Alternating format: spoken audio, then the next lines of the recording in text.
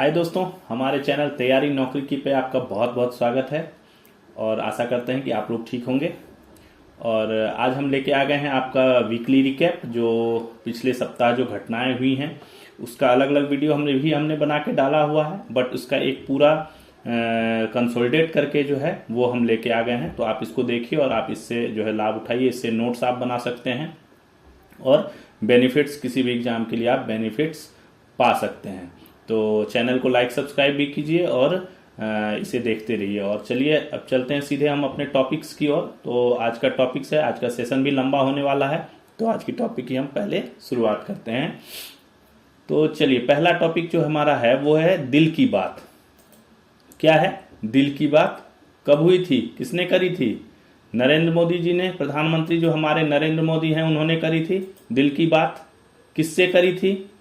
तो प्रधानमंत्री ने 1 नवंबर 2025 को छत्तीसगढ़ के स्थापना दिवस के अवसर पर नवा रायपुर स्थित सत्य साई संजीवनी अस्पताल में दिल की बात कार्यक्रम के दौरान हृदय रोग से स्वस्थ 2500 बच्चों से मुलाकात कर उनसे संवाद किया तथा उन्हें प्रमाण पत्र प्रदान किया गया था।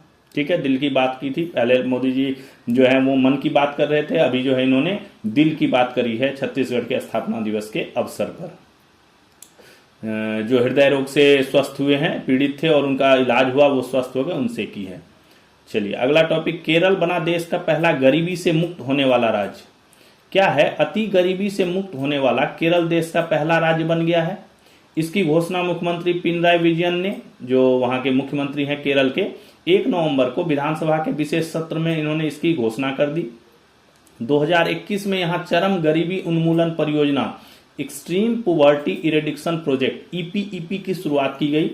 इसमें आवास, स्वास्थ्य, भोजन एवं आजीविका पर विशेष ध्यान दिया गया। अगला है पंजाब यूनिवर्सिटी की 59 साल पुरानी व्यवस्था। केंद्र सरकार ने 28 अक्टूबर को पंजाब यूनिवर्सिटी की 59 साल पुरानी सीनेट और सिंडिकेट को भंग कर गवर्नेंस मॉडल लागू कर दिया। कौन सा मॉडल लागू कर दिया? गवर्नेंस मॉडल लागू कर दिया। परंतु राज्य एवं यूनिवर्सिटी का विरोध इतना हुआ पंजाब सरकार की तरफ से और पंजाब यूनिवर्सिटी की तरफ से, इसका इतना विरोध हुआ कि 7 नवंबर को दोबारा केंद्र सरकार को यह नियम वापस लेना पड़ा। ठीक है, इससे पहले जो है 2 दिन यानी 7 से 2 दिन पहले 4 तारीख को जो है केंद्र सरकार ने 2 अधिसूचनाएं जारी की। पहले बोला कि इसको रद्द किया जाता है, फिर बाद में बोला कि इसको जो है अभी बाद में विचार किया जाएगा। बट 7 नवंबर को फाइनली जो है केंद्र सरकार ने नोटिफिकेशन जारी कर दिया कि इस नियम को जो है वापस ले लिया गया है और जो पुरानी व्यवस्था चल रही थी पंजाब यूनिवर्सिटी में वही कंटिन्यू जारी रहेगी।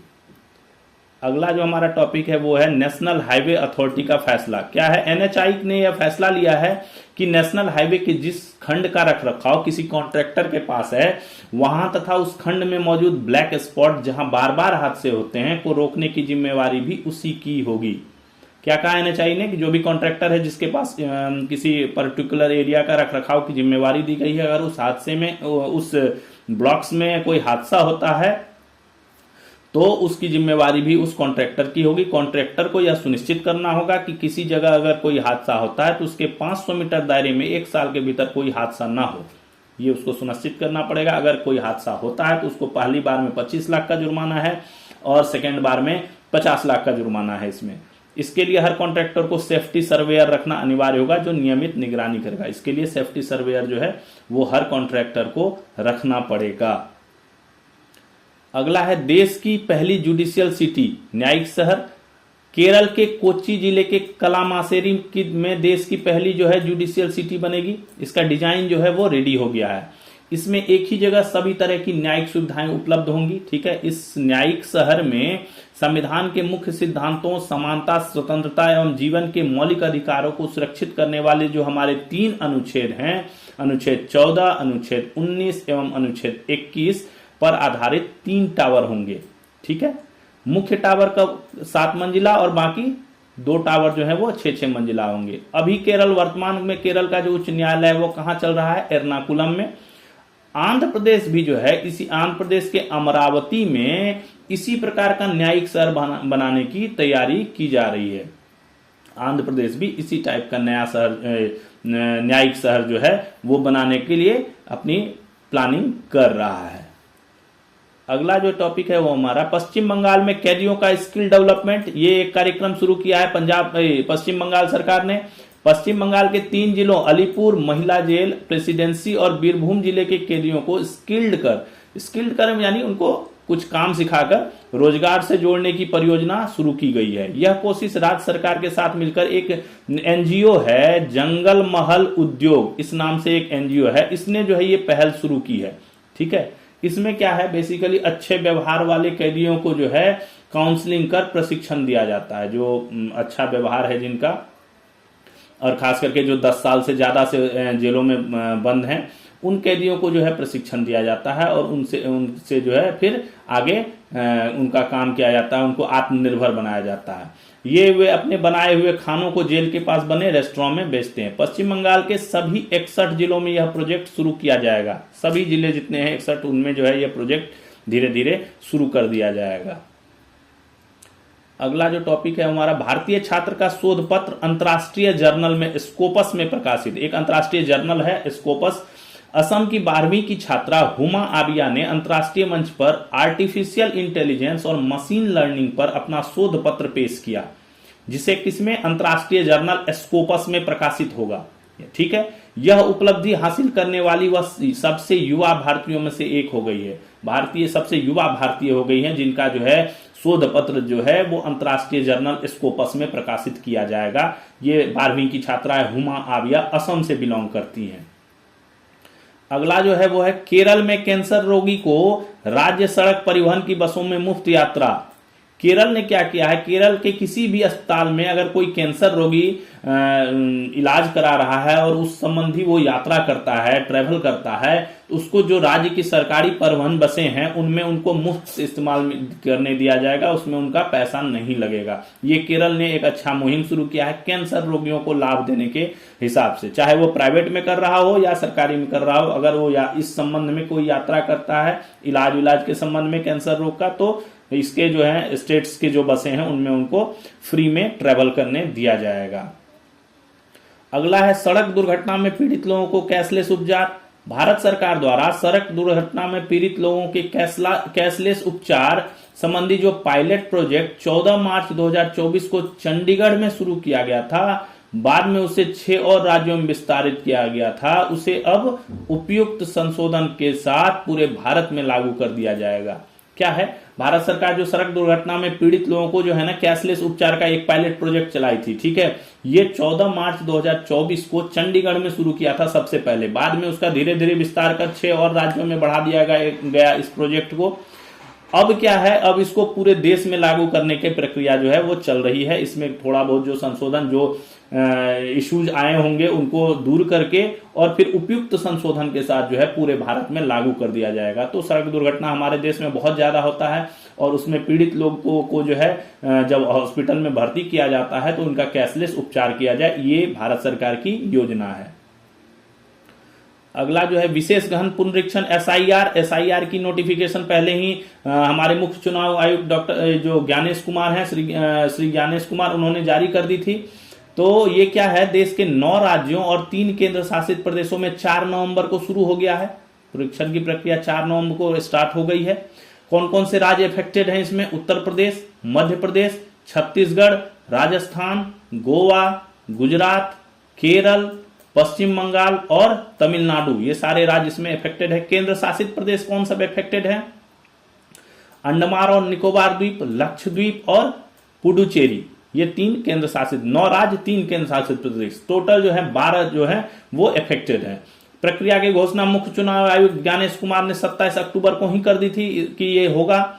गणना की प्रक्रिया 4 दिसंबर तक चलेगी। जो गणना का प्रक्रिया 4 नवंबर को शुरू हुआ वो 4 दिसंबर तक चलेगा। प्रारंभिक मतदाता सूची यानी ड्राफ्ट जो जारी किया जाएगा वो 9 दिसंबर को ड्राफ्ट जारी होगा और फाइनल लिस्ट, अंतिम सूची कब प्रकाशित की जाएगी, 7 फरवरी को प्रकाशित कर दी जाएगी फाइनल लिस्ट जो है, क्योंकि 9 दिसंबर को जब ड्राफ्ट जारी किया जाएगा तो उसके बाद उसमें वाद विवाद होगा। कोई जो अपील करने का होगा वो अपील होगा, जिसका नाम कट गया है या जुड़ गया है या कुछ संशोधन है वो संशोधन होगा, और अपील वगैरह खत्म होने के बाद फाइनल लिस्ट जो है वो 7 फरवरी को जारी कर दिया जाएगा।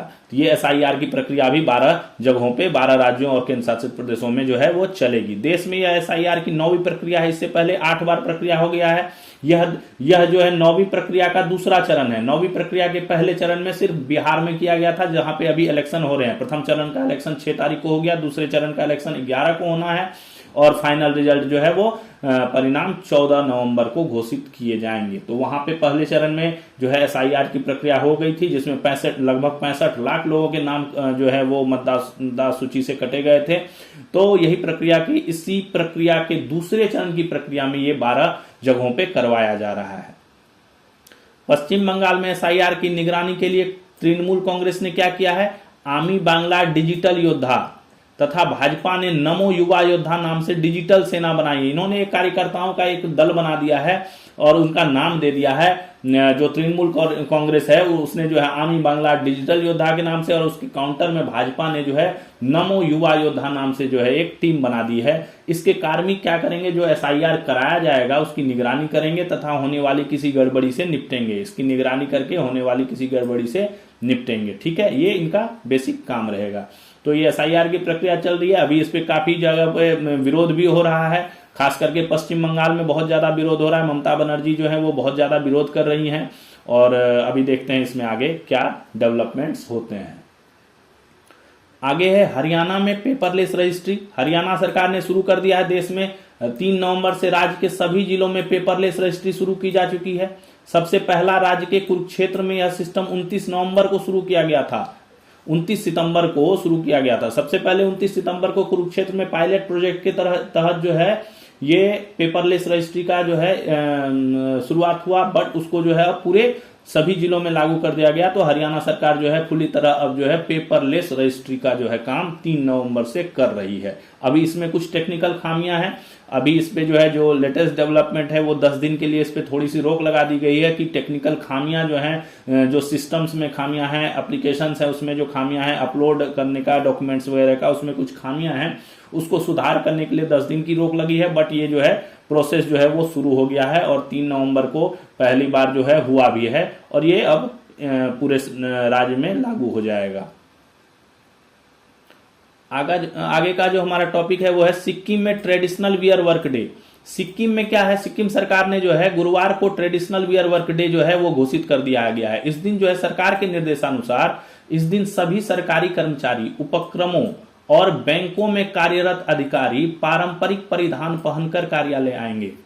ठीक है, सिक्किम ने जो है हर गुरुवार को जो है थर्सडे को ट्रेडिशनल वियर वर्क डे जो है ये घोषित कर दिया है। क्या है कि इसमें सारे सरकारी कर्मचारी और जो बैंक के कर्मचारी हैं वो ट्रेडिशनल ड्रेस पहन के आए, जिससे इनको अपने भारत की संस्कृति पर गर्व हो, अपने भारत की संस्कृति को जाने और पारंपरिक परिधानों से अपना परिचय रहे इनको।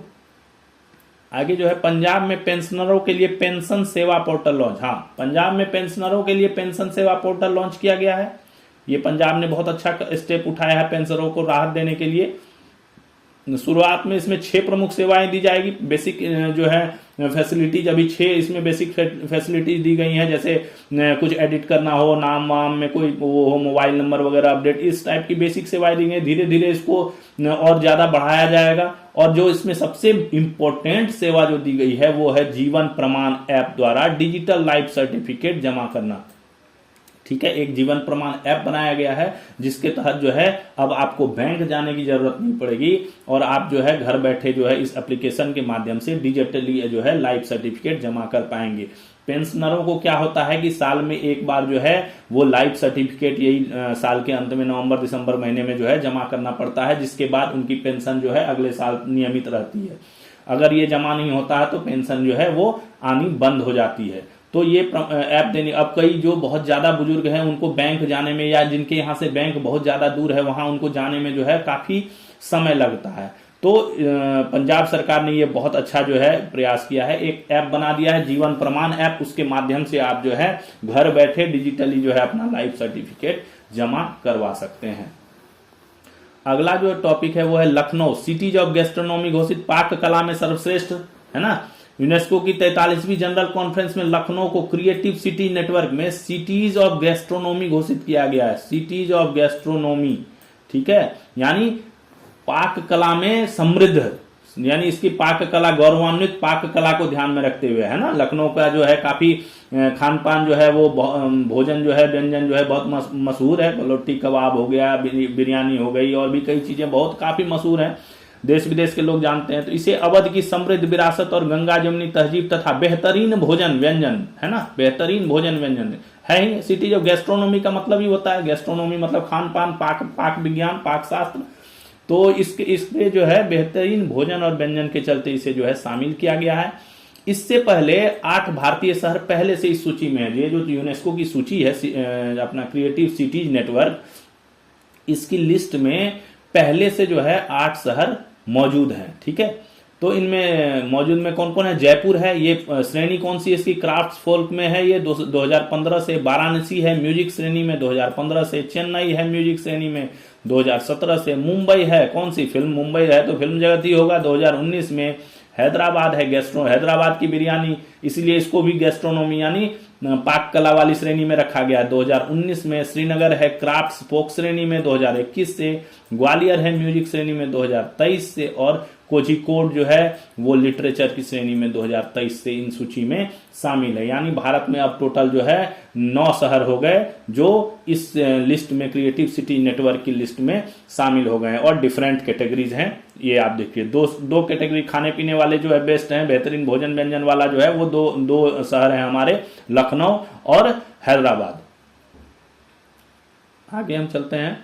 आगे हमारा इंडिया सेमीकंडक्टर मिशन, ये चल रहा है। भारत अब सेमीकंडक्टर या चिप को कहते हैं कि मामले में आत्मनिर्भर होने जा रहा है, ठीक है। अपने आप खुद बनाएगा। अगले 2-3 महीनों में देश में 3 प्लांट में सेमीकंडक्टर का उत्पादन शुरू हो जाएगा, ठीक है। 3 प्लांटों में सेमीकंडक्टर बनना शुरू हो जाएगा। इन तीनों जगहों पर पायलट प्रोजेक्ट चल रहे हैं। गुजरात में स्थापित केंज सेमीकंडक्टर, सीजी सेमीकंडक्टर के साथ माइक्रोन प्लांट में भी प्रायोगिक उत्पादन शुरू हो गया है। धोलेरा है, धोलेरा में भी सेमीकंडक्टर फैब्रिकेशन के जुड़े प्लांट की स्थापना का कार्य चल रहा है। धोलेरा को जो है हाईटेक मैन्युफैक्चरिंग का बड़ा केंद्र बनाया जाएगा। धोलेरा में जो है सबसे हाईटेक मैन्युफैक्चरिंग का सबसे बड़ा केंद्र जो है वो धोलेरा को बनाया जाएगा।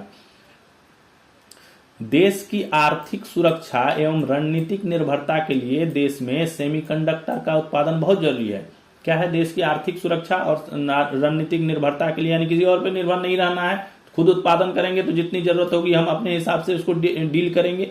तो सेमीकंडक्टर उत्पादन बहुत जरूरी है। इसका उपयोग विभिन्न प्रकार के electronics item, health care system, defence, अंतरिक्ष सेक्टर, इन सेक्टरों में जो है इसका उपयोग किया जाता है। अभी भारत सेमीकंडक्टर के लिए आयात पर निर्भर है, ठीक है। आयात करता है भारत। ताइवान, अमेरिका, चीन, दक्षिण कोरिया, मलेशिया जैसे देश इसका उत्पादन करते हैं और उनसे जो है भारत आयात करता है। अब तक देश के 6 राज्यों में 10 प्लांट को मंजूरी दी गई है। 6 राज्यों में 10 प्लांट को मंजूरी दी गई है। ये 6 राज्य कौन कौन से हैं? गुजरात, असम, आंध्र प्रदेश, उत्तर प्रदेश, पंजाब और उड़ीसा। इन राज्यों में जो है अभी मंजूरी दे दी गई है। 2021 में भारत ने इंडिया सेमीकंडक्टर मिशन लॉन्च किया था, जिसमें कंपनियों को 76,000 करोड़ इंसेंटिव देने का प्रस्ताव था। 2021 में भारत ने जो है ये मिशन लॉन्च किया था, इंडिया सेमीकंडक्टर मिशन। इसके तहत क्या है, कंपनियों को जो है इंसेंटिव, बोला था कि जो कंपनियां इस क्षेत्र में आगे आएंगी उनको प्रोत्साहन के तौर पे 76,000 करोड़ रुपए इंसेंटिव दिया जाएगा, जिससे आप इस क्षेत्र में आगे आए। उसी का परिणाम है कि अभी जो है ये 3 प्लांटों में जो उत्पादन शुरू होने जा रहा है। अगला देखते हैं हम, सर्व शिक्षा समावेशी मिशन।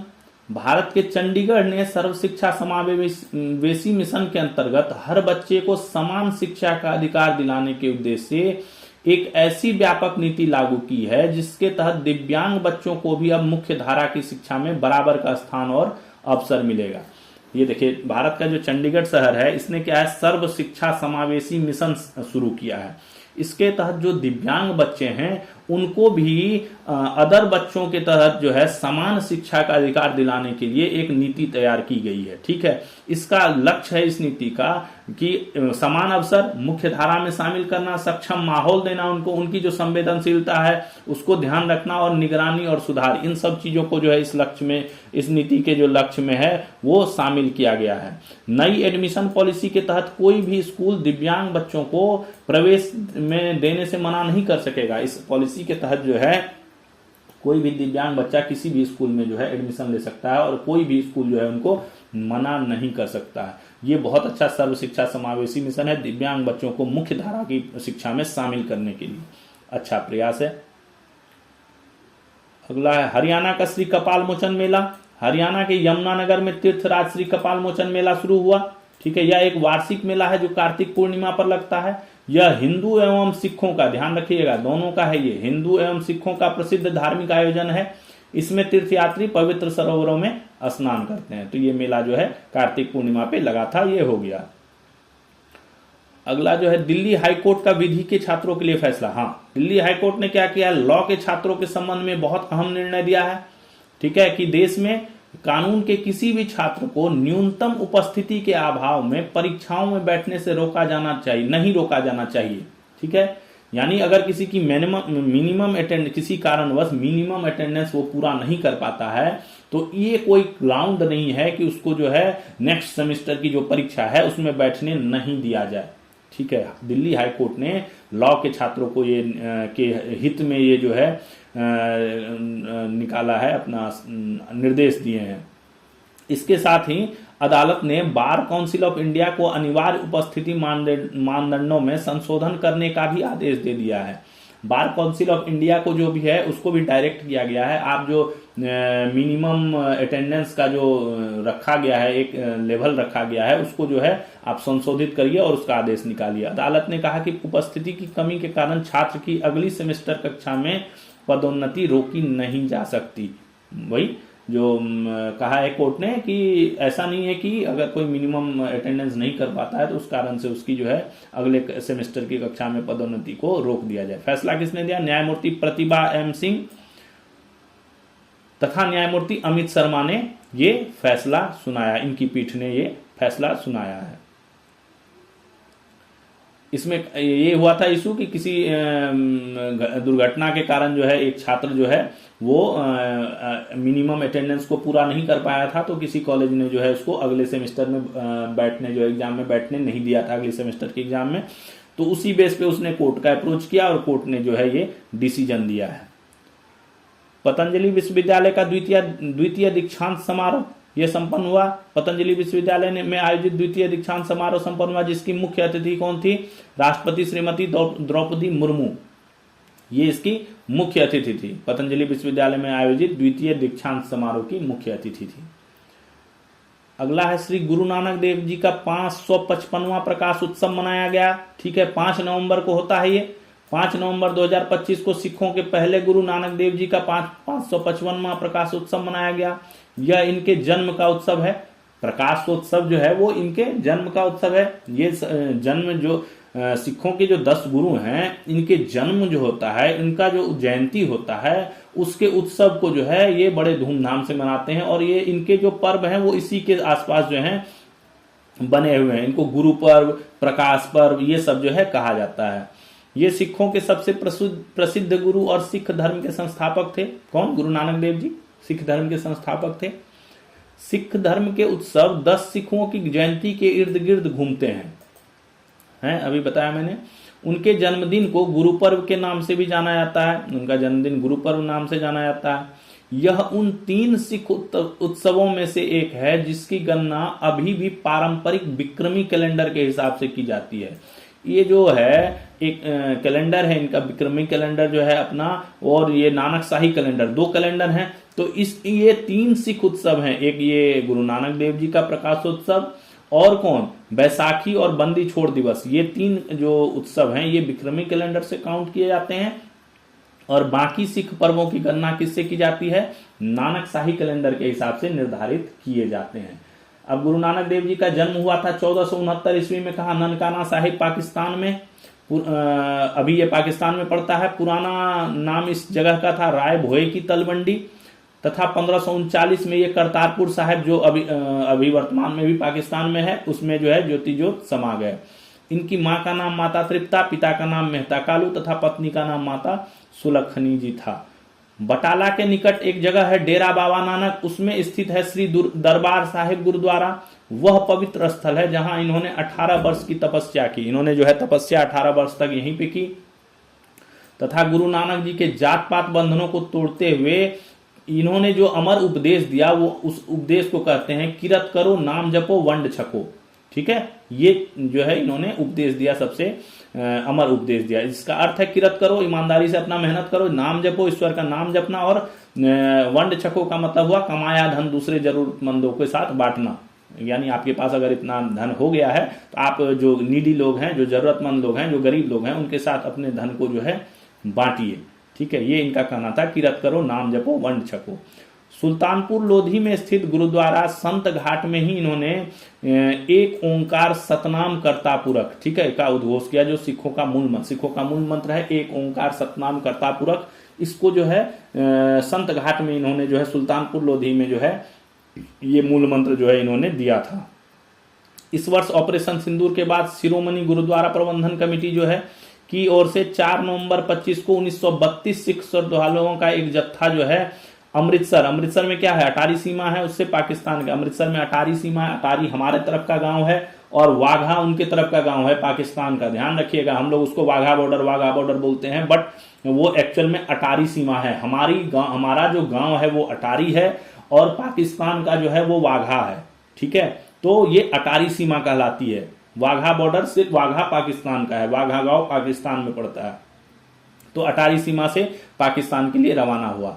यह जत्था पाकिस्तान के हसन अब्दाल में स्थित गुरुद्वारा ननकाना साहिब, गुरुद्वारा पंजा साहिब एवं लाहौर का गुरुद्वारा डेरा साहिब और गुरुद्वारा करतारपुर साहिब के दर्शन करेगा और 13 नवंबर को जो है ये भारत रिटर्न हो जाएगा इन गुरुद्वारों का दर्शन करके।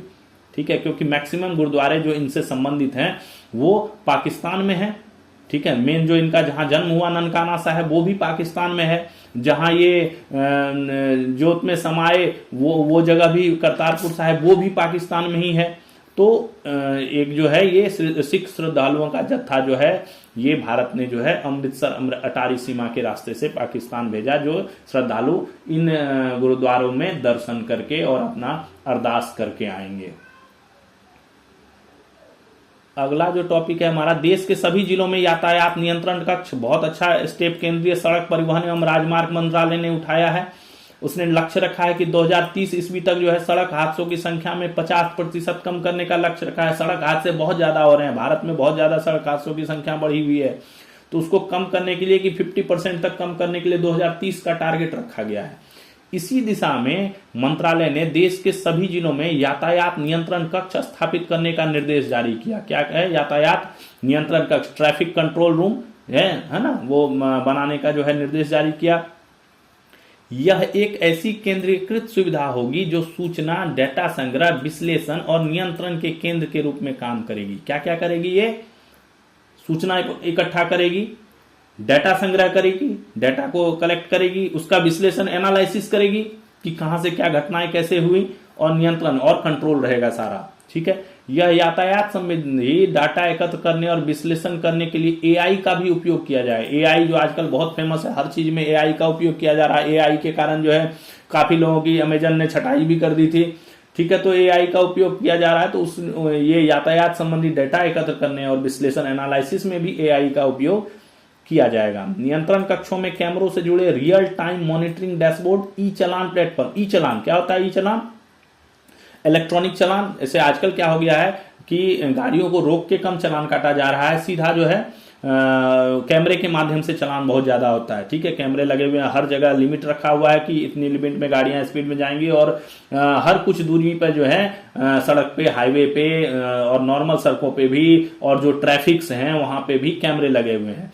तो आजकल क्या हो रहा है, ई चलान कर दिया जा रहा है। जैसे ही आपकी गाड़ी ने कोई नियम तोड़ा और आपका जो है चलान तुरंत जो है कैमरे के माध्यम से चलान जनरेट हो जाता है और वो चलान आपके मोबाइल पे आ जाता है, उसको जो है ई चलान कहा जाता है। तो ये जो प्लेटफॉर्म है इससे भी ये मॉनिटर जो है ये डैशबोर्ड जुड़ा रहेगा। मंत्रालय ने इलेक्ट्रॉनिक इन्फोर्समेंट यानी ई इन्फोर्समेंट एसओपी के तहत ये एक एसओपी बनाई है इन्होंने, उसको नाम दिया गया है इलेक्ट्रॉनिक इन्फोर्समेंट यानी ई इन्फोर्समेंट। उसके तहत ही जो है इन्होंने ये एसओपी तैयार की है। इसमें हाई रिस्क कॉरिडोर तथा हाई डेंसिटी कॉरिडोर जैसे रेड स्पॉट की श्रेणियां बनाई इन्होंने। इसमें कई कैटेगरी बना रखी है। हाई रिस्क कॉरिडोर कहाँ पे है, कहाँ बहुत ज्यादा रिस्क है। हाई डेंसिटी कॉरिडोर है जहाँ पे कई सारे चौराहे मिलते हैं। कहीं से हाईवे पे देखते होंगे आप, नीचे से सड़क आ रही है और वो ऊपर चढ़ती है, कहीं कट है। तो इस टाइप के जो है हाई रिस्की एरिया और हाई डेंसिटी कॉरिडोर जो है इन्होंने रेड स्पॉट के तौर पे जो है ये श्रेणियां जो है इन्होंने बनाई है। अगला जो है रेडियो फ्रीक्वेंसी आइडेंटिफिकेशन आधारित ट्रैकिंग सिस्टम। केंद्र सरकार देश भर में स्कूल बसों में क्या कर रही है आरएफआईडी सिस्टम लागू करने जा रही है। रेडियो फ्रीक्वेंसी आइडेंटिफिकेशन आधारित ट्रैकिंग सिस्टम क्या कर रहे हैं, ट्रैक करेंगे। स्कूल बस को आप ट्रैक कर पाएंगे, हमारे बच्चे कहाँ जा रहे हैं, कब आ रहे हैं, स्कूल बस इतने बजे स्कूल से निकली है तो कितने देर में हमारे यहाँ पहुंच जाएगी। ये सब जीपीएस के थ्रू ये सारा चीज ट्रैकिंग होगा। ये कहाँ से प्रेरित है ये मॉडल, अमेरिका, चीन, सिंगापुर जैसे देशों में ये पहले से लागू है, वहां से ये प्रेरित है जहां स्कूल बस ट्रैकिंग सिस्टम लागू है। भारतीय मानक ब्यूरो BIS है ना, ब्यूरो ऑफ इंडियन स्टैंडर्ड जो है इसका मॉडल तैयार करेगा। हर छात्रों को RFID टैग जारी किया जाएगा। RFID टैग दिया जाएगा, उसमें चिप लगे होंगे, GPS लगा हुआ होगा और बसों में GPS लगे होंगे। तो उसके थ्रू माध्यम से जो है पेरेंट्स जो है इन बसों को और स्कूल जो है इन बसों को ट्रैक कर पाएगा और सारा डाटा जो है वो सुरक्षित रहेगा। ठीक है।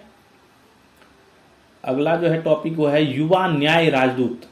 क्या है, कर्नाटक में जमीनी स्तर तक कानून पहुंच और जागरूकता बढ़ाने के लिए खास मिशन शुरू किया गया है। इसके लिए पहली बार कन्नड़ में राज्य विशिष्ट कानूनी गाइड तैयार की गई। जो इनकी लोकल भाषा है कन्नड़ कर्नाटक की, उस भाषा में जो है राज्य विशिष्ट यानी राज्य में जो लागू होने वाले हैं वो विशिष्ट कानूनी गाइड तैयार की गई है। जिला स्तर पर, डिस्ट्रिक्ट स्तर पर क्या किया गया है, वकीलों और सामुदायिक न्याय सहयोगी के रूप में प्रशिक्षण दिया जा रहा है वकीलों को। तथा स्कूल और कॉलेजों में क्या हो रहा है, युवा न्याय राज जो छात्र हैं उनको भी कानून की बेसिक जानकारी दी जा रही है और उनको युवा न्याय राजदूत कहा गया है। ठीक है, युवा न्याय राजदूत ये बनाए जा रहे हैं। तो बेसिकली ये सभी को कानूनी रूप से जो है सक्षम बनाने के लिए जो है ये प्रक्रिया दी जा रही है कि सभी लोग जो है खास करके छात्रों को, जो अगली पीढ़ी अगले आगे जो है भविष्य बनेंगे, उनको जो है न्याय की जानकारी हो, कानून की जानकारी हो और गाइडलाइंस की सारी उनको पता हो। इसलिए ये मिशन जो है कर्नाटक ने शुरू किया है, युवा न्याय राजदूत। ध्यान रखिएगा। काशी में देव दीपावली। वाराणसी क्या है, शिव की नगरी वाराणसी। काशी कहाँ पे, उत्तर प्रदेश है ना। इसमें 5 नवंबर 2025 को कार्तिक पूर्णिमा थी। उस अवसर पे, कार्तिक पूर्णिमा के अवसर पे हुआ है भव्य देव दीपावली मना गई है ना। यहाँ पे 5 नवंबर 25 को कार्तिक पूर्णिमा के अवसर पर देव दीपावली मनाई गई। इसमें गंगा के सभी 84 घाटों पे 10 लाख से ज्यादा दीप प्रज्वलित किए गए। 84 घाट जो हैं उसमें उस 10 लाख से ज्यादा दीप प्रज्वलित किए गए, जलाए गए। इस बार यह महोत्सव पहलगाम आतंकी हमले में जान गंवाने वाले नागरिकों और ऑपरेशन सिंदूर के वीर जवानों को समर्पित था। ये जो ऑपरेशन था ये बेसिकली किसको समर्पित था, पहलगाम आतंकी हमला हुआ था, टेररिस्ट अटैक हुआ था जिसमें काफी टूरिस्ट जो है वो मारे गए थे। जो टूरिस्ट मारे गए थे उसके बाद हमारी देश ने जो है, हमारी देश की आर्मी ने जो है वो ऑपरेशन सिंदूर चलाया, जिसमें पाकिस्तान के कई टेररिस्ट कैंप जो है वो उनको ध्वस्त किया गया, कई टेररिस्ट मारे गए उसमें। तो ये जो सारी चीज हुए तो उसमें जो नागरिकों ने जान गंवाई और हमारे वीर जवानों ने जो ऑपरेशन सिंदूर किया, इसको समर्पित था इस बार का ये महोत्सव। श्रद्धालु घर बैठे भी गंगा सेवा निधि चैनल के माध्यम से इस महोत्सव में शामिल हुए। चेत सिंह घाट पर काशी कथा का भी आयोजन किया गया। इस महोत्सव की शुरुआत कब हुई थी, 1985 में मंगला गौरी मंदिर है वहां पे, उसके महंत पंडित नारायण गुरु ने शुरू किया था इस महोत्सव को और 10,000 दियों को जलाकर की थी। जब फर्स्ट बार महोत्सव हुआ था तो उन्होंने 10,000 दिए जो है जलाकर इसकी शुरुआत की थी और आज के डेट में ये 10 लाख दिए जो है यहाँ पे जलाए गए हैं इस बार। ठीक है, तो ये कार्तिक पूर्णिमा के अवसर पे होता है। ठीक है, देव दीपावली कार्तिक पूर्णिमा के अवसर पर। अभी कार्तिक पूर्णिमा के अवसर पर ऊपर भी मैंने एक मेला बताया था, है ध्यान रखिएगा, जो हरियाणा में होता है। सरकारी कर्मचारियों के पेंशन गणना को लेकर स्पष्टीकरण सरकार ने जारी कर दिया है। केंद्र सरकार ने सरकारी कर्मचारियों के पेंशन गणना को लेकर एक क्लैरिफिकेशन जारी किया गया है। इसमें कुछ क्लैरिटी नहीं थी तो उसको क्लैरिफाई करने के लिए जो है सरकार ने एक जो है नोटिफिकेशन जारी किया गया है। इसमें कहा गया है कि किसी भी कर्मचारी को पेंशन या फैमिली पेंशन उसकी आखिरी नौकरी वाले दिन के नियमों के हिसाब से तय की जाएगी। ठीक है, यानी जो आदमी काम कर रहा है, सरकारी कर्मचारी है, वो जो लास्ट डे जो उसका वर्किंग का लास्ट डे है, उस हिसाब से जो है उस दिन जो नियम लागू रहेंगे उस नियमों के हिसाब से जो है उसकी पेंशन की गणना की जाएगी। अर्थात जिस दिन कर्मचारी रिटायर होगा, नौकरी छोड़ेगा या उसकी मृत्यु होगी, 3 कंडीशंस होते हैं, या तो रिटायर हो जाएगा या नौकरी को छोड़ देगा या उसकी डेथ हो जाएगी, तो उसी दिन के नियम उसकी पेंशन गणना हेतु लागू होंगे जो लास्ट डेट होगा। अगर कोई कर्मचारी रिटायरमेंट से ठीक पहले छुट्टी पर हो या सस्पेंड हो तो उसकी रिटायरमेंट या मृत्यु का दिन भी छुट्टी या सस्पेंशन की अवधि का हिस्सा ही माना जाएगा। ठीक है, अगर वो छुट्टी पे है या सस्पेंड है या रिटायरमेंट या मृत्यु का दिन भी जो है वो उसका जो है ड्यूटी का हिस्सा ही माना जाएगा। इस नियम की वजह से पेंशन की गणना के लिए कर्मचारी की सेवा में कोई ब्रेक या रुकावट नहीं आएगी। ठीक है, ये क्लैरिफिकेशन के बाद से अब पेंशन की गणना में किसी भी तरह का कोई ब्रेक नहीं आएगा। एक दूसरा नियम भी जारी किया है सरकार ने। दूसरे नियम के तहत अगर कार्मिक का जीवन साथी या योग्य बच्चे नहीं है, जैसे कोई कार्मिक है और उसने शादी नहीं करी, ठीक है, और उसके कोई बच्चे भी नहीं थे, या अगर शादी करी और उसकी डेथ हो गई या बच्चे थे बट वो माइनर है, इस टाइप के कंडीशंस में अगर माता पिता को पेंशन मिल रही है तो माता पिता को क्या होता है ना, बढ़ी हुई दर पे पेंशन मिलती है। ठीक है, मैक्स रेट पे जो है वो पेंशन मिलती है उनको। अब क्या हो गया, दोनों माता पिता को अलग अलग जीवन प्रमाण पत्र जमा करना होगा। ठीक है, यानी अलग अलग जीवन प्रमाण पत्र जमा करना होगा। इसका सरकार ने ये बेसिकली इसका ये बताया है कि यह नियम पेंशन रिकॉर्ड अपडेट करने तथा किसी एक व्यक्ति के निधन के मामले में ओवर पेमेंट से बचने के लिए किया गया है। कि बेसिकली इसका जो सरकार का कहना है कि जैसे 2 आदमी हैं तो उनको बढ़ी हुई रेट पे पेंशन मिलती है, और जैसे ही एक व्यक्ति की मौत हो जाती है तो रेट जो है वो घट जाता है पेंशन का। तो ऐसा है ना कि अगर दोनों आदमी जीवन प्रमाण पत्र देते हैं तो एक रिकॉर्ड अपडेट रहता है कि हाँ भाई दोनों जिंदा है, उनको इस रेट पे पेंशन दिया जाए, और जैसे ही एक व्यक्ति की डेथ हो जाएगी तो पेंशन का रेट घटा दिया जाएगा। तो इस मामले में अगर नहीं देते हैं तो ओवर पेमेंट होगा। तो उस ओवर पेमेंट से बचने के लिए जो है सरकार ने ये नियम लागू किए हैं। आयुष्मान भारत प्रधानमंत्री जन आरोग्य योजना। भारत की आयुष्मान भारत प्रधानमंत्री जन आरोग्य योजना दुनिया की सबसे बड़ी सार्वजनिक योजना बन गई है ना, सबसे बड़ी योजना बन गई है। यह 23 सितंबर 2018 को शुरू की गई थी। अब तक कुल 42 करोड़ कार्ड जारी किए जा चुके हैं। आयुष्मान भारत प्रधानमंत्री जन आरोग्य योजना है ना, पीएम जय योजना जो कहते हैं उसकी, वो जो है सबसे बड़ी योजना जो है वो बन गई है। अगला जो हमारा टॉपिक है वो है डिजिटल मैरीन फिशरीज सेंसस। क्या है, भारत का पहला डिजिटल मरीन फिशरीज सेंसस होगा। जो मरीन इलाके हैं हमारे, उनका फिशरीज इलाका जो है वो वहां का सेंसस किया जाएगा। ठीक है, गणना की जाएगी। अब सभी सर्वे क्या होंगे, व्यास एप्स और ड्रोन। एक व्यास ऐप तैयार किया गया है, उसके थ्रू जो है इनका जो है गणना किया जाएगा। इसमें व्यास क्या है, व्यास एनवीए 3 ऐप बनाए गए हैं। व्यास एनवीए मछली पकड़ने वाले गांवों और बंदरगाहों की वैलिडेशन होगी इसमें। व्यास भारत, इसमें घरों, वहां के घरों और इंफ्रास्ट्रक्चर का सर्वे होगा। और व्यास सूत्र, इसमें रियल टाइम मॉनिटरिंग और सुपरविजन किया जाएगा इस ऐप के माध्यम। ये 3 ऐप हैं, ये तीनों जो हैं ये ऐप बनाए गए हैं। इनके माध्यम से जो है ये सेंसस जनगणना जो है ये की जाएगी। इस ऐप को क्या ICR CMF RI ने बनाया है। ठीक है, यह सर्वे कब से होगा, 3 नवंबर से 18 दिसंबर के बीच किया जाएगा। इसमें 13 तटीय राज्यों, केंद्र शासित प्रदेशों सहित अंडमान निकोबार द्वीप को भी शामिल कर दिया है और लक्षद्वीप को भी शामिल किया है। यानी मोस्टली मान लीजिए ये जो अपना तटीय इलाका है ना, अपना जो समुद्र से लगता हुआ इलाका जो है, उन राज्यों में, केंद्र शासित प्रदेशों में और अंडमान निकोबार, क्योंकि वहां भी जो है मछली वाला इलाका बहुत ज्यादा है, मछली जो है पकड़ने के लिए वो इलाका बहुत ज्यादा है, लक्षद्वीप भी है। तो इन सब जगहों पे जो है ये डिजिटल जो है फिशरीज सेंसस जो है वो किया जाएगा। प्रमुख बंदरगाह हमारे कौन कौन है, विशाखापत्तनम, काकीनाडा, तुतीकोरिन, मंगलुरु और बैपोर, ये हमारे प्रमुख बंदरगाह हैं। ऑपरेशन ट्रैक डाउन बहुत अभी ट्रेंड में है। Operation track down Haryana police चला रही है। ऑपरेशन ट्रैक डाउन 5 नवंबर से 20 नवंबर तक चलाए जाने वाला ऑपरेशन है। यह अभियान गंभीर अपराधों में लिप्त भगोड़े अपराधियों के विरुद्ध चलाया जाएगा। ठीक है, यह अभियान शुरू हो गया है 5 नवंबर से। इसमें गंभीर अपराधों में लिप्त भगोड़े अपराधियों के विरुद्ध चलाया गया है ये अभियान। ठीक है, इसमें जो लेटेस्ट अपडेट है, पहले दिन ही जो है हरियाणा पुलिस ने लगभग जो है 50 से ज्यादा अपराधियों को, जो है कुख्यात अपराधियों को जो है वो पकड़ लिया है। इसके लिए हरियाणा पुलिस क्या कर रही है, पंजाब, राजस्थान, हिमाचल प्रदेश, जम्मू कश्मीर, केंद्र शासित प्रदेश दिल्ली और चंडीगढ़ पुलिस का भी सहयोग लेगी। जो इसके पड़ोसी राज्य हैं उनकी पुलिस का भी सहयोग लेगी, मदद लेगी, जिससे इनको गंभीर अपराधियों को पकड़ने में सहयोग मिले। इसमें यह भी कहा गया है कि अगर कोई अपराधी बेल पे है और वो अपराधों में संगीन पाया जा रहा है या एक्टिव है वो अपराधों में, तो उसको भी पकड़ा जाए और उसके बेल को निरस्त किया जाए और उसको जेल में रखा जाए। ये भी है। हरियाणा के पुलिस महानिदेशक ने ये सभी एसएसपी को आदेश दिया है। पुलिस महानिदेशक है वहां के श्री ओपी सिंह, आईपीएस हैं। ये जो है इन्होंने जो ये आदेश दिया और ये ऑपरेशन शुरू हुआ है।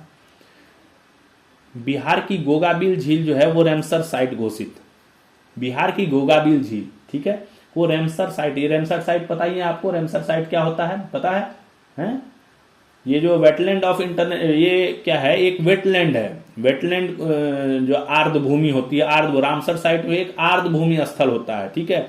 और ये रैमसर कन्वेंशन है, एक संधि समझौता है जिसको अंतर्राष्ट्रीय मान्यता प्राप्त है। इसके तहत क्या होता है, जो है एक सूची तैयार की जाती है, ठीक है ना। इसमें जो वेटलैंड ऑफ इंटरनेशनल इंपोर्टेंस की सूची होती है वो तैयार की जाती है, अंतर्राष्ट्रीय स्तर पे तैयार की जाती है और उसमें जो है जगहों को, साइटों को शामिल किया जाता है। अब यह झील रामसर कन्वेंशन 1971 के तहत 94वां वेटलैंड ऑफ इंटरनेशनल इंपोर्टेंस की सूची में शामिल हो गया है। 94वां हो गया है ये, ठीक है। अब तक भारत में कितने थे, 93 साइट थे जो रैमसर साइट में शामिल थे। अभी ये 94वां बिहार का गोगाबिल झील हो गया। यह झील कहाँ पे है, कटिहार जिले में मनिहारी एक जगह है, उसके पास ये झील पड़ता है, ठीक है। और इस झील का जो आकार है वो कैसा है, ऑक्स बेल लेक है, यानी ऑक्स बैल होती है ना, बैल के जो धनुषाकार होते हैं उस तरह का जो है ये वो है, क्या नाम है, झील है ये।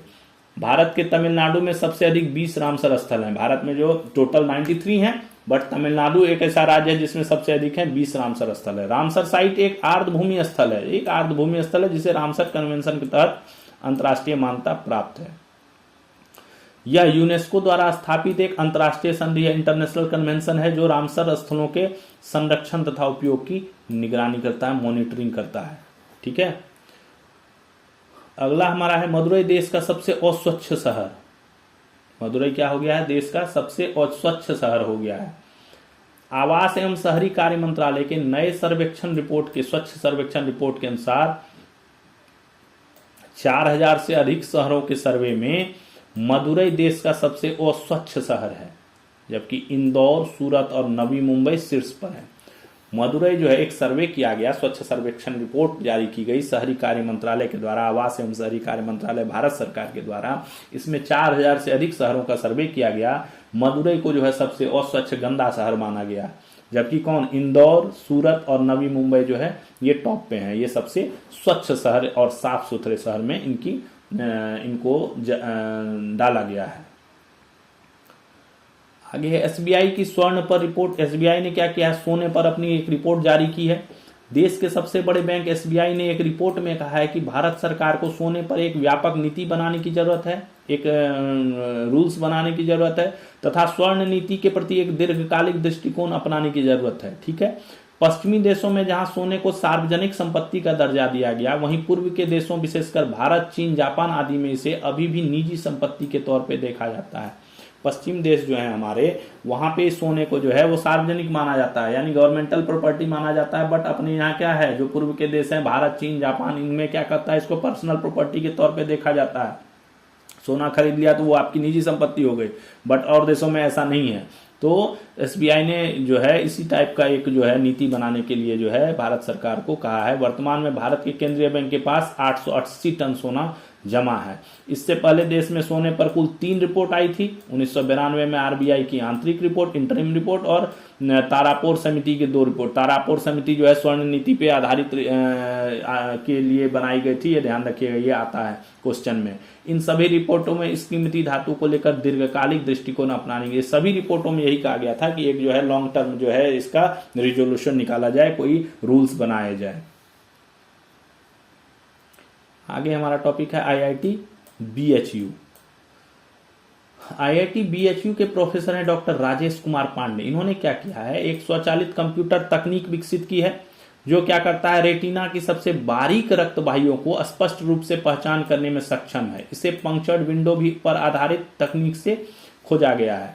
अब तक के बने पारंपरिक लाइन डिटेक्टर एल्गोरिथ्म इन नसों को पहचान में अक्सर चूक जाते थे, परंतु इस तकनीक ने धुंधले, जटिल और कम रोशनी वाले क्षेत्रों में रक्त वाहिकाओं को भी अत्यंत स्पष्टता से पहचान लिया। चिकित्सा विज्ञान द्वारा ऐसा मानता है कि रेटिना की नसें शरीर के दूसरे अंगों में होने वाले बदलाव की झलक देती है तथा मधुमेह, बीपी तथा हृदय संबंधी रोग अक्सर रेटिना की नसों में पहले दिखाई देते हैं। क्या है बेसिकली, ये IIT BHU के प्रोफेसर हैं, उन्होंने एक जो है टेक्निक डेवलप की है, पंक्चर्ड विंडो पे आधारित ये टेक्निक है, जिसमें क्या है, रेटिना का अध्ययन किया जाता है। रेटिना में जो रक्त वाहिकाएं हैं उनको उनका जो है क्लैरिटी से अध्ययन किया जाता है, डिटेक्ट करके, और उससे जो है आपके शरीर में क्या कौन सी बीमारी चल रही है जो या होने वाली है, उसका जो है पता लगाया जाता है। ऐसा माना जाता है कि जो शुगर, बीपी और हृदय से संबंधित रोग हैं, इनका जो है रेटिना में सबसे पहले जो है इनकी जो रक्त वाहिकाएं होती हैं, इनके अध्ययन से जो है इसका सबसे ज्यादा पता लगाया जा सकता है। अगला टॉपिक है, पहली बार पूर्ण रूप से डिजिटल जनगणना कहाँ पे होगा। देश में पहली बार पूर्ण रूप से डिजिटल जनगणना फरीदाबाद में होगी, जो वर्ष 2027 में किया जाएगा। पैन आधार लिंकिंग, भारत सरकार ने पैन आधार लिंक करने की अंतिम तिथि फिर से घोषित कर दी थी, 31 दिसंबर 2025। इसके बाद नन लिंक पैन स्वतः डीएक्टिवेट हो जाएंगे और आपको अगर किसी का पैसा आ रहा है, कोई सरकारी योजना आ रही है, तो उस सब में लेने में काफी दिक्कतों का सामना करना पड़ेगा। Chandigarh university number 1 private university. Chandigarh university ने QS एशिया यूनिवर्सिटी रैंकिंग 26 में भारत की नंबर 1 प्राइवेट यूनिवर्सिटी का खिताब लगातार तीसरे वर्ष अपने नाम, कंटिन्यू थर्ड साल है जो नंबर 1 प्राइवेट यूनिवर्सिटी में आ गई है चंडीगढ़ यूनिवर्सिटी। भारतीय लेखिका किरण देसाई की नई किताब, कौन है? भारतीय लेखिका किरण देसाई की नई किताब the loneliness of Sonia and Sunny Booker prize के लिए शॉर्टलिस्ट हुई है। बुकर प्राइज में इनका नाम गया है। ये किरण देसाई जो है पहले the inheritance of loss book के लिए इनको 2006 में बुकर पुरस्कार पहले भी मिल चुका है। ठीक है, ये पहले बुकर पुरस्कार जीत चुकी हैं द इनहेरिटेंस ऑफ लॉस के लिए। कब? 2006 ईस्वी में। अभी फिर इनका जो है बुक वो जो है बुकर पुरस्कार के लिए शॉर्टलिस्ट हुआ है। बुक का नाम है the loneliness of Sonia and Sunny. अगला है हमारा बिहार विधानसभा प्रथम चरण चुनाव। बिहार विधानसभा का पहले चरण का मतदान हो गया। कब हो गया? 6 नवंबर को संपन्न हो गया। इसमें विधानसभा के कुल 243 जो बिहार की सीटें हैं, उनमें से 121 सीटों पर जो है वो वोटिंग खत्म हो गई। इसमें अगला चरण कब है? अगला चरण 11 नवंबर को। ठीक है, और परिणाम आएंगे 14 नवंबर को।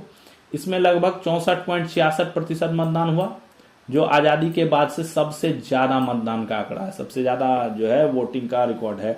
इससे पहले 2000 ईस्वी में 62.57% मतदान हुआ था। राज्य के मुख्य निर्वाचन पदाधिकारी कौन है? श्री विनोद सिंह गुंजियाल। अगला चरण कब होगा? 11 नवंबर को। परिणाम 14 नवंबर को जारी किए जाएंगे। वोटों की गिनती होगी और परिणाम 14 नवंबर को जारी होंगे। उसके बाद पता चलेगा कि किसकी सरकार वहां पे आती है। ठीक है, अगला जो हमारा टॉपिक है, वंदे मातरम के 150 साल पूरे हो गए। 7 नवंबर 2025 को राष्ट्रीय वंदे मातरम के 150 साल पूरे हो रहे हैं। 7 नवंबर को जो है बंकिम चंद्र चट्टोपाध्याय, 7 नवंबर 1875 को बंकिम चंद्र चट्टोपाध्याय ने इसे रचा था, तथा 7 नवंबर 1896 को कांग्रेस के कोलकाता अधिवेशन में सर्वप्रथम रविन्द्रनाथ टैगोर ने इसे गाया था। तो इस तरह से इसको 150 साल पूरे हो गए।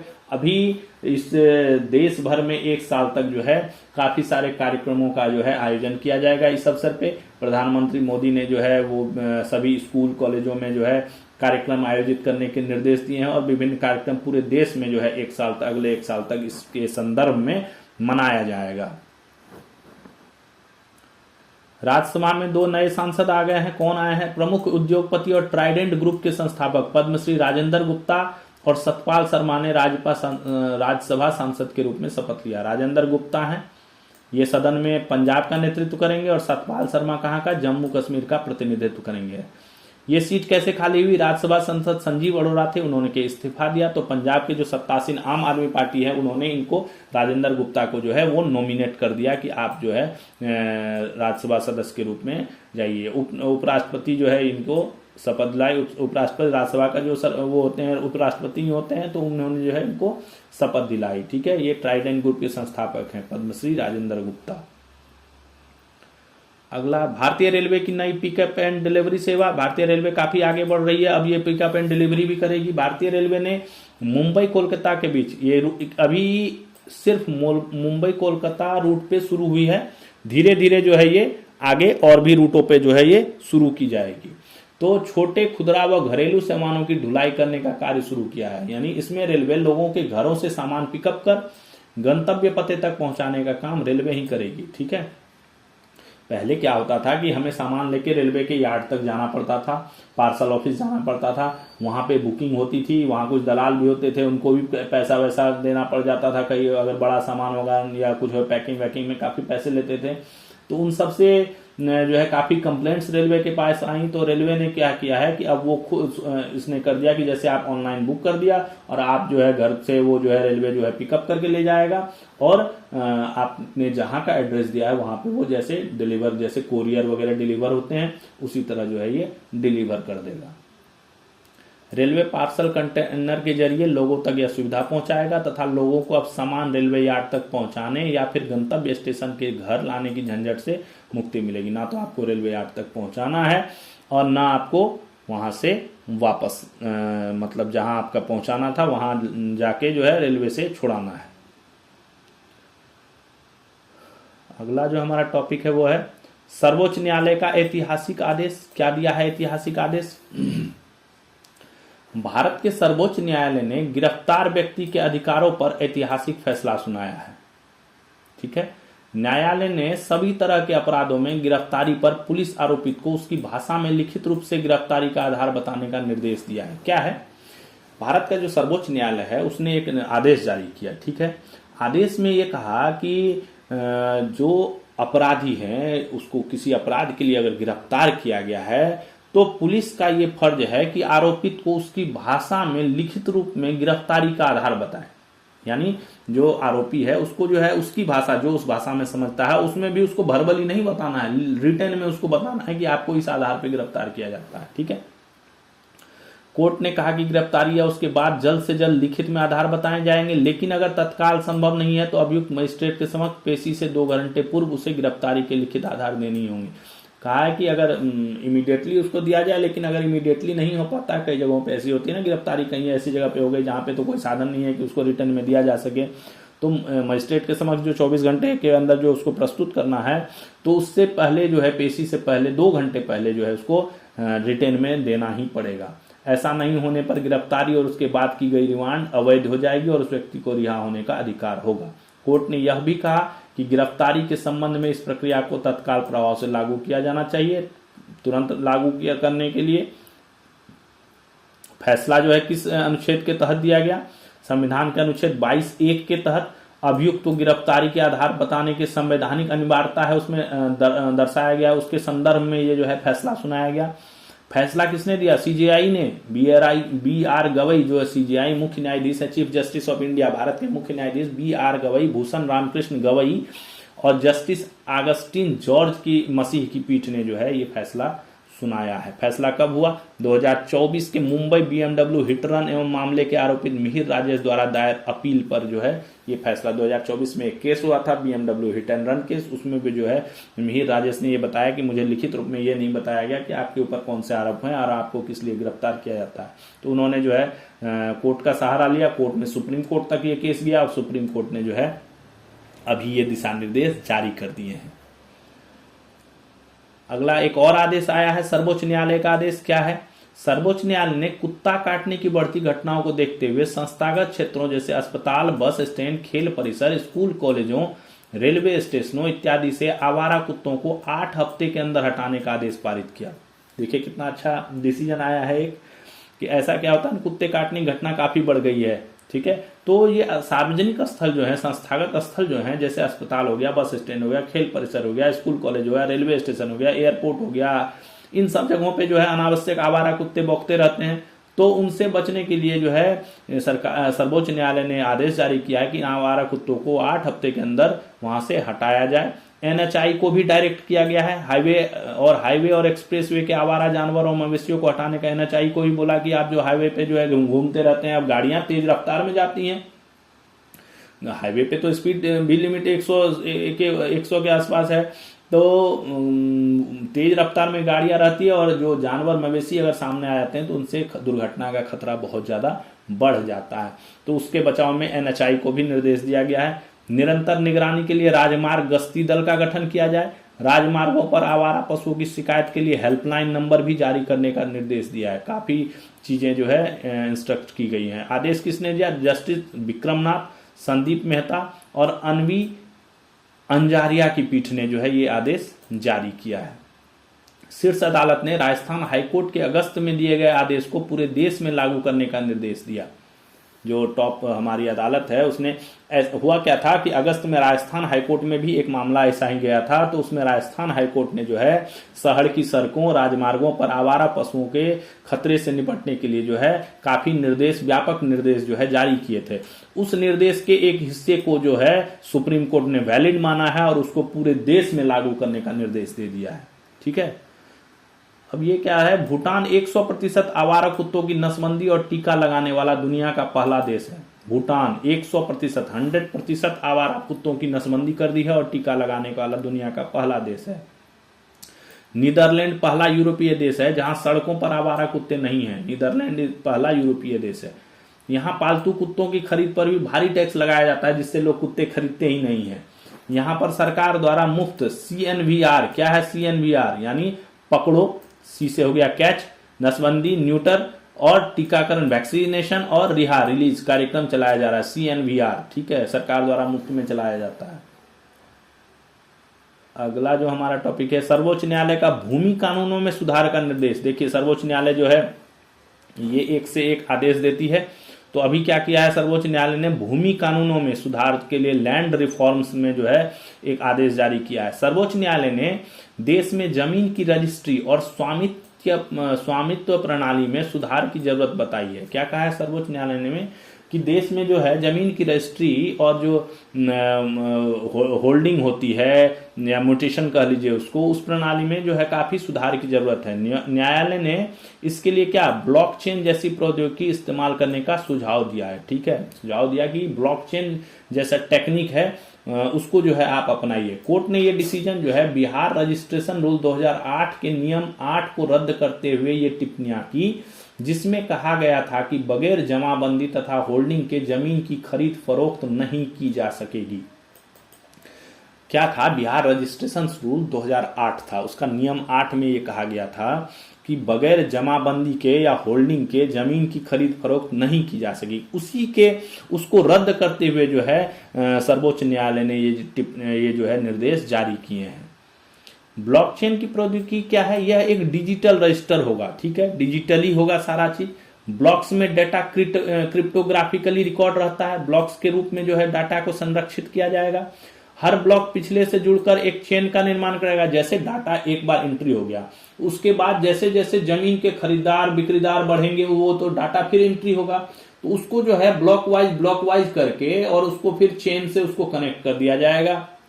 मतलब सीरियल वाइज वो जो, अगर हम किसी जमीन का रिकॉर्ड देखना चाहें तो जैसे ही हम उस जमीन के उस पर क्लिक करें तो आज से 100 साल पहले भी किसने अगर लिया हुआ तो वो सारा जो है हमें सीरियल वाइज जो है पूरा चेन दिख जाएगा कि ये इसके नाम से जमीन थी, इससे इसने लिया, इससे इसने लिया, फिर इससे इसने लिया, फिर इसने बिक्री कर दी, इसने बिक्री कर दी। ये एक चेन के टाइप पे जो है पूरा जो है डाटा हमें दिखाई देगा। ठीक है, इसमें जमीन का पूरा रिकॉर्ड कैसे हो, खसरा नंबर, मालिक, क्षेत्रफल आदि सब डिजिटली रहेगा, कोई उसमें ये नहीं। कुछ राज्यों में ब्लॉकचेन आधारित रजिस्ट्री के पायलट प्रोजेक्ट शुरू किए गए थे, कहीं कहीं शुरू भी हुआ था ये चीज। आंध्र प्रदेश में 2017 में, महाराष्ट्र ने 2018 में इसकी घोषणा की थी, जो कि अभी ट्रायल पे ही है, अभी ये फाइनल रूप पे नहीं है, अभी ट्रायल स्तर पे ही चल रहा है। तेलंगाना ने भी किया था, धराली पोर्टल चलता है तेलंगाना में। ठीक है, भूमि से संबंधित पोर्टल, जो हमारे यहाँ भूखंड या कहीं भू विवरण इस टाइप के जो पोर्टल है वहां धराली नाम से चलता है। वहां भी ब्लॉकचेन के इस्तेमाल की घोषणा इसने की थी कि इस पोर्टल पे हम ब्लॉकचेन का इस्तेमाल करेंगे, बट अभी तक जो है कहीं भी पूर्ण रूप से हुआ नहीं है। इसमें काफ़ी जो है मुश्किलें भी आ रही हैं, क्योंकि डाटा एक्यूरेट होना चाहिए, क्योंकि डाटा अगर एक बार फीड हो गया तो वो परमानेंट हो जाता है उसमें, ठीक है। क्रिप्टोग्राफिकल डाटा में एक बार डाटा शिफ्ट हो गया, डाटा हमने डाल दिया, तो अगर रॉन्ग एंट्री हो गई तो उसको हटाना काफ़ी मुश्किल है। तो इसलिए उसमें एक्यूरेसी की जो है वो काफ़ी ध्यान रखना पड़ेगा। ये सर्वोच्च न्यायालय का जो है भूमि कानूनों में सुधार के लिए जो है निर्देश दिए गए हैं। आगे क्या है, CBSE I, central board of secondary education, CBSE Bharat में और कई जगहों पे जो है सीबीएसई जो है वो सीबीएसई के माध्यम से स्कूल जो है वो शिक्षा का वो है, मतलब एजुकेशन का वो है, मतलब फॉर्मेट है। एनसीईआरटी, सीबीएसई और ये जो स्टेट बोर्ड्स होते हैं ने पहली बार क्या किया है, अपना सहोदय स्कूल कॉम्प्लेक्स सम्मेलन अंतर्राष्ट्रीय स्तर पर दुबई में आयोजित किया है। फर्स्ट टाइम जो है इसने अपना स्कूल कॉम्प्लेक्स सम्मेलन दुबई में आयोजित किया। इसका उद्देश्य क्या था कि विश्व भर में सीबीएसई स्कूलों के बीच साझेदारी बढ़ाना। इस उद्देश्य से इसने जो है ये अपना जो कन्वेंशन है ये वहां पे जो है अंतर्राष्ट्रीय स्तर पे जो है ये कॉन्फ्रेंस जो है आयोजित किया था। इसका जो उद्देश्य है कि विश्व भर के जितने स्कूल हैं सीबीएसई के, उनके बीच जो है कोऑपरेशन बना रहे। आयकर विभाग एवं सीबीएसई का विशेष जागरूकता अभियान। अब देखिए इनकम टैक्स डिपार्टमेंट भी जो है वो सीबीएसई से जुड़ रही है। कैसे? आयकर विभाग ने आजादी का अमृत महोत्सव अभियान के तहत सीबीएसई के साथ मिलकर बच्चों के लिए विशेष जागरूकता कार्यक्रम लॉन्च किया। स्पेशल जागरूकता अभियान अवेयरनेस प्रोग्राम लॉन्च किया। इसमें क्या किया गया है, प्रसिद्ध कार्टून किरदार कौन है, मोटू पतलू, जानते होंगे आप लोग। उस टाइप का जो है विशेष कॉमिक बुक बनाया गया है, जो 5 भाषाओं में तैयार किया गया है। एक कॉमिक बुक तैयार किया गया है, ठीक है, 5 भाषाओं में, हिंदी, अंग्रेजी, तमिल, तेलुगु और गुजराती, ठीक है। इन 5 भाषाओं में जो है एक कॉमिक होता है, जो कॉमिक्स बुक होते हैं, उस टाइप का जो है बुक जो है वो तैयार किया गया है, ठीक है। यह बुक सीरीज सभी सीबीएसई स्कूलों में बच्चों को वितरित की जाएगी।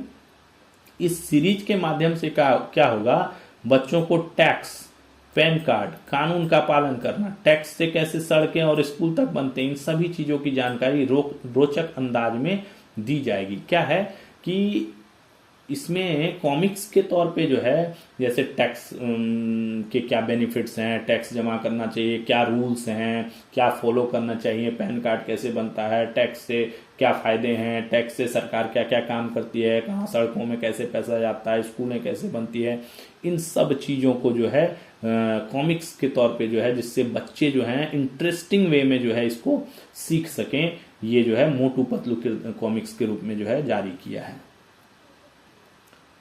अगला जो है हमारा आईआईटी कानपुर बनाएगा केदारनाथ का प्रसाद।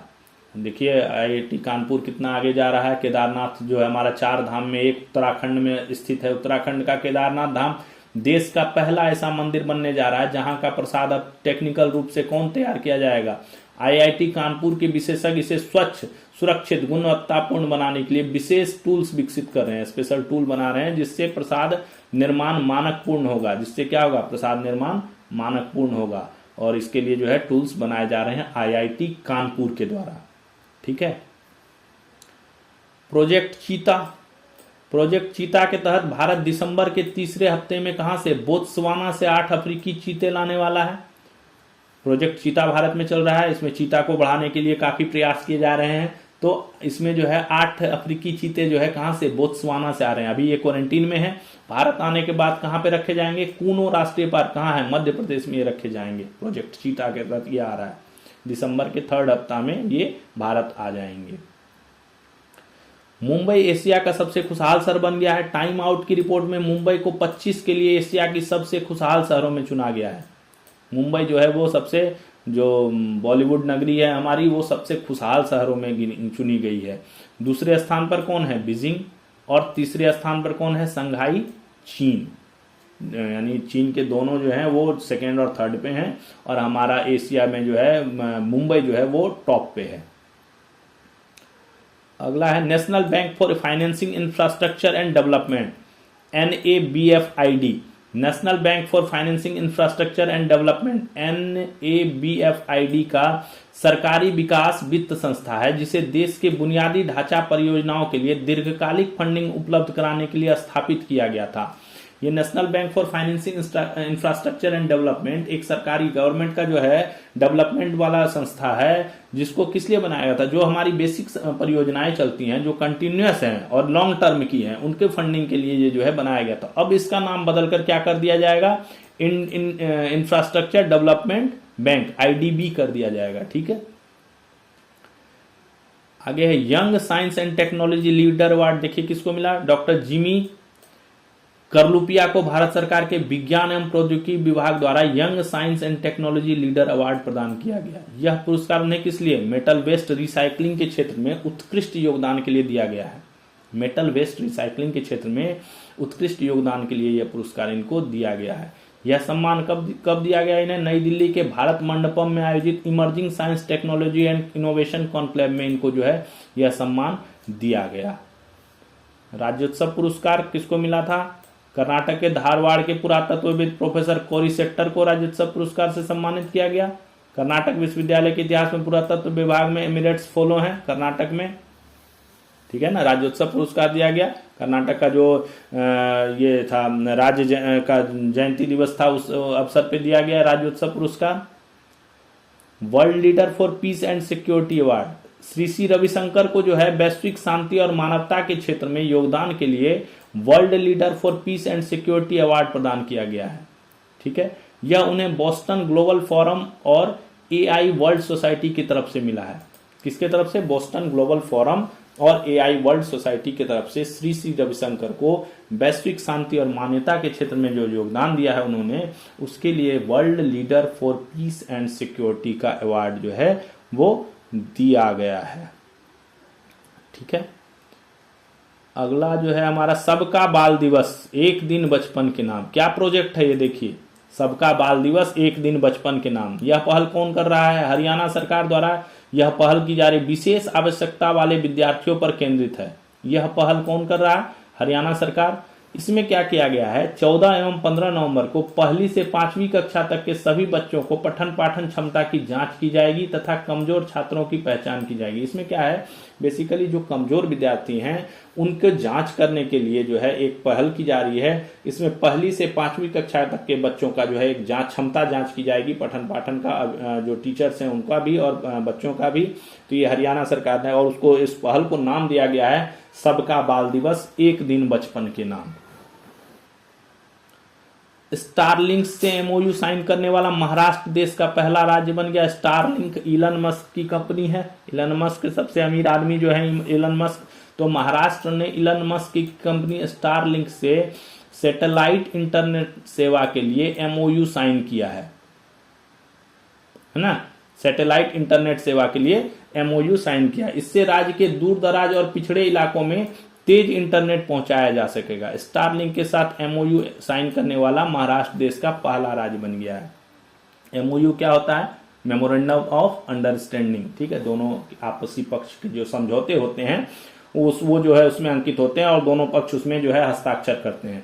तो इसने स्टारलिंक के साथ किस लिए किया है, इंटरनेट सेवा को जो है दूर दराज और पिछड़े इलाके में काफी स्लो नेट चलता है ना, नेटवर्क की काफी प्रॉब्लम रहती है, उसको बढ़ाने के लिए जो है सैटेलाइट इंटरनेट सेवा के लिए जो है इलन मस्क की कंपनी स्टारलिंक के साथ जो है इन्होंने जो है अपना वो किया है, समझौता किया है। अगला जो है हमारा उपभोक्ता शिकायतों पर कार्रवाई हेतु गठित होंगे 2 प्रकार के लोकपाल। RBI का गवर्नर कौन है, RBI गवर्नर संजय मल्होत्रा। उन्होंने क्या कहा है कि उपभोक्ता सेवा को बेहतर बनाने तथा उनकी शिकायतों को दूर करने के लिए 2 प्रकार के लोकपाल का गठन किया है। लोकपाल क्या होता है, बेसिकली जो शिकायत होते हैं उनका हेड होता है, वो शिकायतों को सुनने का, अगर नीचे लेवल पे कोई शिकायत नहीं वो होता है तो उनको सुनने के लिए ऊपर लेवल पे एक लोकपाल का गठन किया जाता है। तो इसमें क्या कहा है RBI के गवर्नर संजय मल्होत्रा ने कि एक लोकपाल का गठन सभी बैंक आंतरिक रूप से करेंगे, अपने बैंक लेवल पे जो है इंटरिम रूप से जो है वो करेंगे, और दूसरा लोकपाल का गठन कौन करेगा, RBI अपने स्तर पर, जो हाई लेवल का होगा वो RBI अपने स्तर पर जो है इसका गठन करेगा। तो 2 तरह के लोकपाल होंगे। इससे क्या होगा, उपभोक्ता को सेवा को बेहतर बनाया जाएगा, उनकी शिकायतों को इमीडिएटली दूर किया जाएगा। आगे है हमारा 9वां मिलिट्री लिटरेचर फेस्टिवल। 9वां मिलिट्री लिटरेचर फेस्टिवल कब हुआ, 7 नवंबर से चंडीगढ़ में आरंभ हो गया है। ठीक है, 7 नवंबर से शुरू हो गया है। 3 दिवसीय कार्यक्रम है, यह 7 से 9 तक चलेगा। इसमें एक्चुअल में जो मिलिट्री के होते हैं ना, उनकी जो किताबें वगैरह होती हैं, पत्रिका वगैरह होती है, उनको जो है लॉन्च किया जाता है इसमें। इस बार का इसको थीम है heartland and dreamland, powers in a multi domain warfare and India. ये इस बार के जो फेस्टिवल है 9वां मिलिट्री लिटरेचर फेस्टिवल, उसका ये थीम रखा गया है heartland and dreamland, powers in a multi domain warfare and India. आगे है भारत की हिंदुस्तान एरोनॉटिक्स लिमिटेड ने अमेरिका रक्षा कंपनी जेई एरोस्पेस के साथ क्या किया, समझौता किया है। भारत की हिंदुस्तान एरोनॉटिक्स लिमिटेड, कौन, HAL हेल है ना, ने अमेरिकी रक्षा कंपनी जीई एरोस्पेस के साथ 113 जेट इंजनों की खरीद के लिए लगभग $1 अरब का समझौता किया है। देखिए 113 जेट इंजन खरीदने के लिए $1 अरब का समझौता किया गया है। यह इंजन किसका होगा, जेट इंजन तेजस का। तेजस जो लाइट कॉम्बैट एयरक्राफ्ट है, उसके MKA-1 कार्यक्रम के तहत इसका जो है इस्तेमाल किया जाएगा। इससे 113 जेट इंजन जो है भारत जो है अमेरिका से खरीदेगा। अभी भारत अमेरिका के बीच व्यापार का काफी ज्यादा इशू चल रहा है, प्रेशर चल रहा है, टैरिफ लगा दिया है ट्रंप ने। वो सब चलने के बावजूद जो है ये अभी अमेरिका कंपनी के साथ डील हुआ है, जो कि काफी पॉजिटिव है। इन इंजनों की आपूर्ति कब शुरू होगी, 2027 में आपूर्ति शुरू होगी और 2032 तक इसको जो है फाइनल कर लिया जाएगा। 113 जेट जो है वो अमेरिका से आ जाएंगे, जेट इंजन। अगला है SVL इच्छाक, क्या है, नौसेना ने कोच्चि में सर्वे वेसल क्लास का तीसरा जहाज SVL इच्छाक को कमीशन किया, अपने में शामिल किया। नौसेना ने, नौसेना सुदृढ़ हो रही है। कोच्चि में क्या किया इसने, सर्वे वेसल क्लास का जो है ये सर्वे करने का मेन जो है इसका जो वो है सर्वे करने वाला ये है जहाज SVL इच्छा का, ये तीसरा जहाज है। इसको जो है अपने नौसेना में शामिल कर दिया है। इसमें 80% से ज्यादा देसी सामग्री, यानी स्वदेशी मान लीजिए ये है ना, 80% से ज्यादा स्वदेशी सामग्री उपयोग हुआ है। यह जहाज करेगा क्या, समुद्री सर्वे, तटीय सुरक्षा करेगा और बंदरगाह विकास में मदद करेगा। इन सब चीजों में इसका जो है उपयोग किया जाएगा। निसार काफी चर्चा में है। निसार क्या है, Nisar NASA ISRO synthetic aperture radar, Nisar NISAR, Nisar NASA ISRO synthetic aperture radar नामक सैटेलाइट को नासा और इसरो ने मिलकर तैयार किया है। दोनों का कंबाइंड है ये। यह हर 12 दिन में पूरी पृथ्वी की भूमि और बर्फ की सतह का रडार डाटा भेजेगा। क्या करेगा, पूरे 12 दिन में पूरी पृथ्वी की भूमि, पूरे होल पृथ्वी की भूमि देख लीजिए, और बर्फ की सतह, जितनी बर्फ की सतह है उनका रडार डाटा ये जो है भेजेगा। इससे क्या होगा, पर्यावरण, कृषि और जलवायु की निगरानी आसान होगी। पर्यावरण का, कृषि का, जलवायु का इनकी निगरानी जो है वो इजी हो जाएगी। इसका वजन कितना है, 2400 किलो। इसमें सन सिंक्रोनस ऑर्बिट के लिए 30 जुलाई 2025 को GSLV रॉकेट से श्रीहरिकोटा से लॉन्च किया गया था। इसको किस ऑर्बिट में भेजा गया है, सन सिंक्रोनस ऑर्बिट में, और 30 जुलाई 2025 को ही ये लॉन्च किया गया था। GSLV रॉकेट से श्रीहरिकोटा से इसको जो है लॉन्च किया गया था। इसकी मिशन अवधि कितनी है, 3 साल की है। आगे इसको एक्सटेंड भी किया जा सकता है। ठीक है। अगला है फाइनेंशियल एडवाइजर डिफेंस सर्विसेज। भारतीय रक्षा लेखा सेवा के अधिकारी कौन, राजकुमार अरोड़ा। इनने जो है फाइनेंशियल एडवाइजर डिफेंस सर्विसेज का पद संभाला है। इन्होंने कौन सा पद संभाला है, फाइनेंशियल एडवाइजर डिफेंस सर्विसेज। इससे पहले वे क्या थे, controller general of defence account CGDA रहे हैं।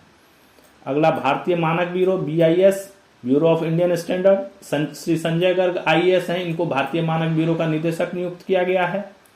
अगला है controller general of defence account CGDA, जो पोस्ट खाली हुआ है ना, जिसके जगह पे राजकुमार अरोड़ा जो के भारतीय वो बनने से, अपना फाइनेंशियल एडवाइजर बनने से जो है वो पोस्ट खाली हो गया CGDA वाला, तो विश्वजीत सहाय को जो है CGDA बना दिया गया है। ठीक है। इससे पहले भारतीय रक्षा के अधिकारी राजकुमार अरोड़ा, ठीक है, ये अभी मैंने ऊपर बता दिया आपको। उसकी जगह पे जो है ये विश्वजीत सहाय को अभी CGDA बना दिया गया है, controller general of defence accounts. नौसेना का 40वीं चीफ ऑफ मटेरियल, ये भी एक पद है नौसेना का। नौसेना के vice admiral B Shiv Kumar को नौसेना का 40वां चीफ ऑफ मटेरियल COM नियुक्त किया है। उन्होंने वाइस एडमिरल किरण देशमुख का स्थान लिया है। इन्होंने किसका स्थान लिया, किरण देशमुख का स्थान लिया है। इसरो ने क्या किया, संचार उपग्रह लॉन्च कर दिया, काफी चर्चा में रहा ये मैटर। इसरो का 4410 किलो वजनी संचार उपग्रह कौन, CMS-3 है ना, CMS-3 2 नवंबर को लॉन्च, श्रीहरिकोटा से ही इसको लॉन्च किया गया। यह उपग्रह भारत व आसपास के समुद्री क्षेत्रों में मल्टीबैंड सेवाएं देगा, है ना, भारत के आसपास के समुद्री जो ओशियन वाला इलाका है उसमें मल्टीबैंड संचार सेवाएं देगा। इससे क्या हुआ, टीवी प्रसारण, ब्रॉडबैंड सेवा, आपदा प्रबंधन, संचार सेवा में काफी वो मिलेगा, हमें मदद मिलेगा।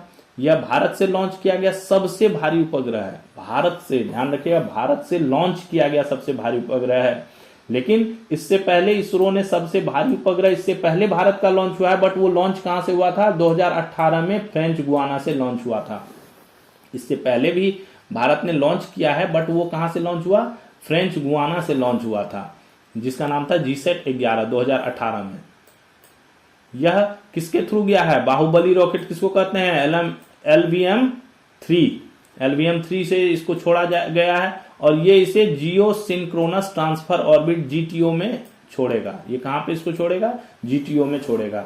यह इसकी 5वीं उड़ान थी, पिछले मिशन चंद्रयान-3 में इसका उपयोग हुआ था। ये LVM-3 का उपयोग कहां पे हुआ था, चंद्रयान-3 में, जो जिसमें दक्षिणी ध्रुव तक भारत गया था, वहां पे भी इसी का उपयोग हुआ था। अगला है हमारा पूर्वी प्रचंड प्रहार युद्ध अभ्यास। ये कहां होना है, भारत की तीनों सेनाएं कब करेंगी युद्ध अभ्यास, 10 से 18 नवंबर के बीच अरुणाचल प्रदेश के मेचुका में पूर्वी प्रचंड प्रहार सैन्य अभ्यास करेंगी। यह अभ्यास भारत की भविष्य की युद्ध तैयारी और बहुक्षेत्रीय एकजुटता को और मजबूत करेगा। तीनों सेनाएं मिलकर, आर्मी, एयरफोर्स, नेवी, तीनों मिलकर 10 से 18 नवंबर तक अरुणाचल प्रदेश में पूर्वी प्रचंड प्रहार अभ्यास करेंगे। इसका सेना ने नोटिफिकेशन जारी किया है कि ये अभ्यास किया जाएगा। आगे है भगवान विट्ठल की 51 फीट ऊंची प्रतिमा का अनावरण। महाराष्ट्र के थाने शहर के पुण्य श्लोक अहिल्या देवी होलकर उपवन घाट पर भगवान विट्ठल की 51 फीट ऊंची प्रतिमा का अनावरण किया गया है। देश की 3 सबसे ऊंची प्रतिमाओं में पहला स्थान किसका है, गुजरात के केवड़िया में स्थित सरदार पटेल की स्टेच्यू ऑफ यूनिटी जो 597 फीट है। राजस्थान के नाथद्वारा में भगवान शिव की स्टेच्यू ऑफ बिलीफ जो 367 फीट है, और तेलंगाना में संत रामानुजाचार्य की स्टेच्यू ऑफ इक्वलिटी जो 215 फीट है। मैंने स्टेच्यू ऑफ यूनिटी पे भी जो है सरदार पटेल के जन्म दिवस के अवसर पर जो है स्पेशल सेशन जो है किया था, तो उसका वीडियो हमारे चैनल पे है, तो आप जाके वहां पे देख सकते हैं। राष्ट्रीय एकता दिवस, स्टेच्यू ऑफ यूनिटी और सरदार पटेल की जीवनी, तीनों पे आधारित जो है मैंने स्पेशल सेशन का जो है एक वीडियो बनाया था। आगे पुस्तक एवं उनके लेखक देखते हैं कौन कौन से पुस्तक अभी हुए इस सप्ताह। भारत रत्न डॉक्टर भूपेन हजारिका के ऊपर एक पुस्तक लिखी गई जिसका नाम है सुधाकंठ भूपेन हजारिका जीवन और गीत। इसके लेखक कौन थे, डॉक्टर रीतामणि बैस। इसके अलावा the soul of a nation हुई, अंडरस्टैंडिंग द हिंदू नेशनलिज्म किताब को लिखा अरुण आनंद ने। सर्वश्रेष्ठ कृति सम्मान प्रयागराज स्थित केंद्रीय संस्कृत विश्वविद्यालय में आयोजित राष्ट्रीय साहित्यकार सम्मान समारोह में उपन्यासकार अजय सिंह राणा को सर्वश्रेष्ठ कृति सम्मान दिया गया। यह उन्हें उनके उपन्यास मैं भी भारत, ये उन्होंने उपन्यास लिखा था, ये उपन्यासकार हैं उन अजय सिंह राणा, उन्होंने ये उपन्यास लिखा मैं भी भारत, उसके लिए इनको दिया गया। इस उपन्यास में है क्या, आदिवासी समाज के संघर्ष, शोषण और पहचान की जद्दोजहद का वर्णन किया गया। बेसिकली ये आदिवासी समाज के ऊपर जो है ये लिखा गया है। नई पुस्तकें और कौन सी आई, गीतों में गीता, ठीक है, गीता का ये काव्यात्मक अनुवाद है किसने किया, पुनीत ओझा ने। मेरे आसान झूठ कवि द्वारिका उनियाल। हिंदी भाषा की संघर्ष यात्रा और हिंदू इतर रचनाकार किसने किया, डॉक्टर संध्या सिलावट। ठीक है, ये कुछ पुस्तकें जो है इस सप्ताह जो है आई हैं। अगला जो है प्रतिष्ठित साहित्यकार रामदरस मिश्र का निधन हो गया, आपको पता ही होगा, मैंने टॉपिक पे चर्चा करा हुआ है पहले। हिंदी के प्रतिष्ठित साहित्यकार रामदरस मिश्र का 31 अक्टूबर 25 को निधन हो गया था। इनकी प्रसिद्ध कृतियां कौन सी थी, आत्मकथा सहचर है समय, यात्रा अनुभवों में तना हुआ इंद्रधनुष, भोर का सपना, घर से घर तक, देश यात्रा, पड़ोस की खुशबू। इन्होंने 6 संस्मरण पुस्तकें भी लिखी, स्मृतियों के छंद, अपने अपने रास्ते, एक दुनिया अपनी, सहयात्राएं, सर्जन ही बड़ा सत्य और सुरभित स्मृतियां। इनका पहला काव्य संग्रह कौन था, पथ के गीत, जो 1951 में प्रकाशित हुआ था। अब तक मुख्य 15 कविता संग्रह आ चुके हैं। ये कौन थे, जीते जी अपनी शताब्दी मनाने वाले हिंदी के एकमात्र लेखक हैं।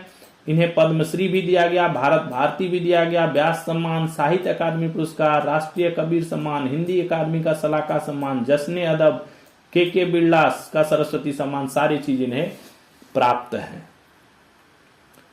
दी सरस्वती रिवर गाथा पुस्तक क्या है? प्राचीन वैदिक सरस्वती नदी को पुनर्जीवित करने में लगी हरियाणा सरकार के प्रयासों की कड़ी में centre of excellence for research on the Saraswati river के निदेशक एवं कुरुक्षेत्र विश्वविद्यालय के भू विज्ञान विभाग के अध्यक्ष डॉक्टर AR चौधरी ने क्या लिखा है? द सरस्वती रिवर गाथा नाम से पुस्तक लिखी है। ठीक है, बेसिकली ये सरस्वती नदी के ऊपर जो है आधारित है। आगे कौन सी बुक है? Cook book, Padma's all American. एक मशहूर शेफ है अमेरिका की, पद्मा लक्ष्मी, उन्होंने एक नई कुक बुक लिखी है पद्माज ऑल अमेरिकन नाम से। इस कुक बुक में क्या है? प्रवासी समुदाय जो है उनकी रसोई से ली गई 100 से ज्यादा रेसिपी है। ठीक है, ये एक TV show test the nation भी चलाती है, उनकी होस्ट है। अमेरिका में एक टीवी शो चलता है टेस्ट द नेशन नाम से, उसकी ये होस्ट है। आगे चलते हैं हम। पहली इलेक्ट्रिक मिलिट्री व्हीकल वीर भारतीय कंपनी किसने? प्रवाइक डायनेमिक्स ने देश की पहली इलेक्ट्रिक मिलिट्री व्हीकल लॉन्च कर दिया वीर।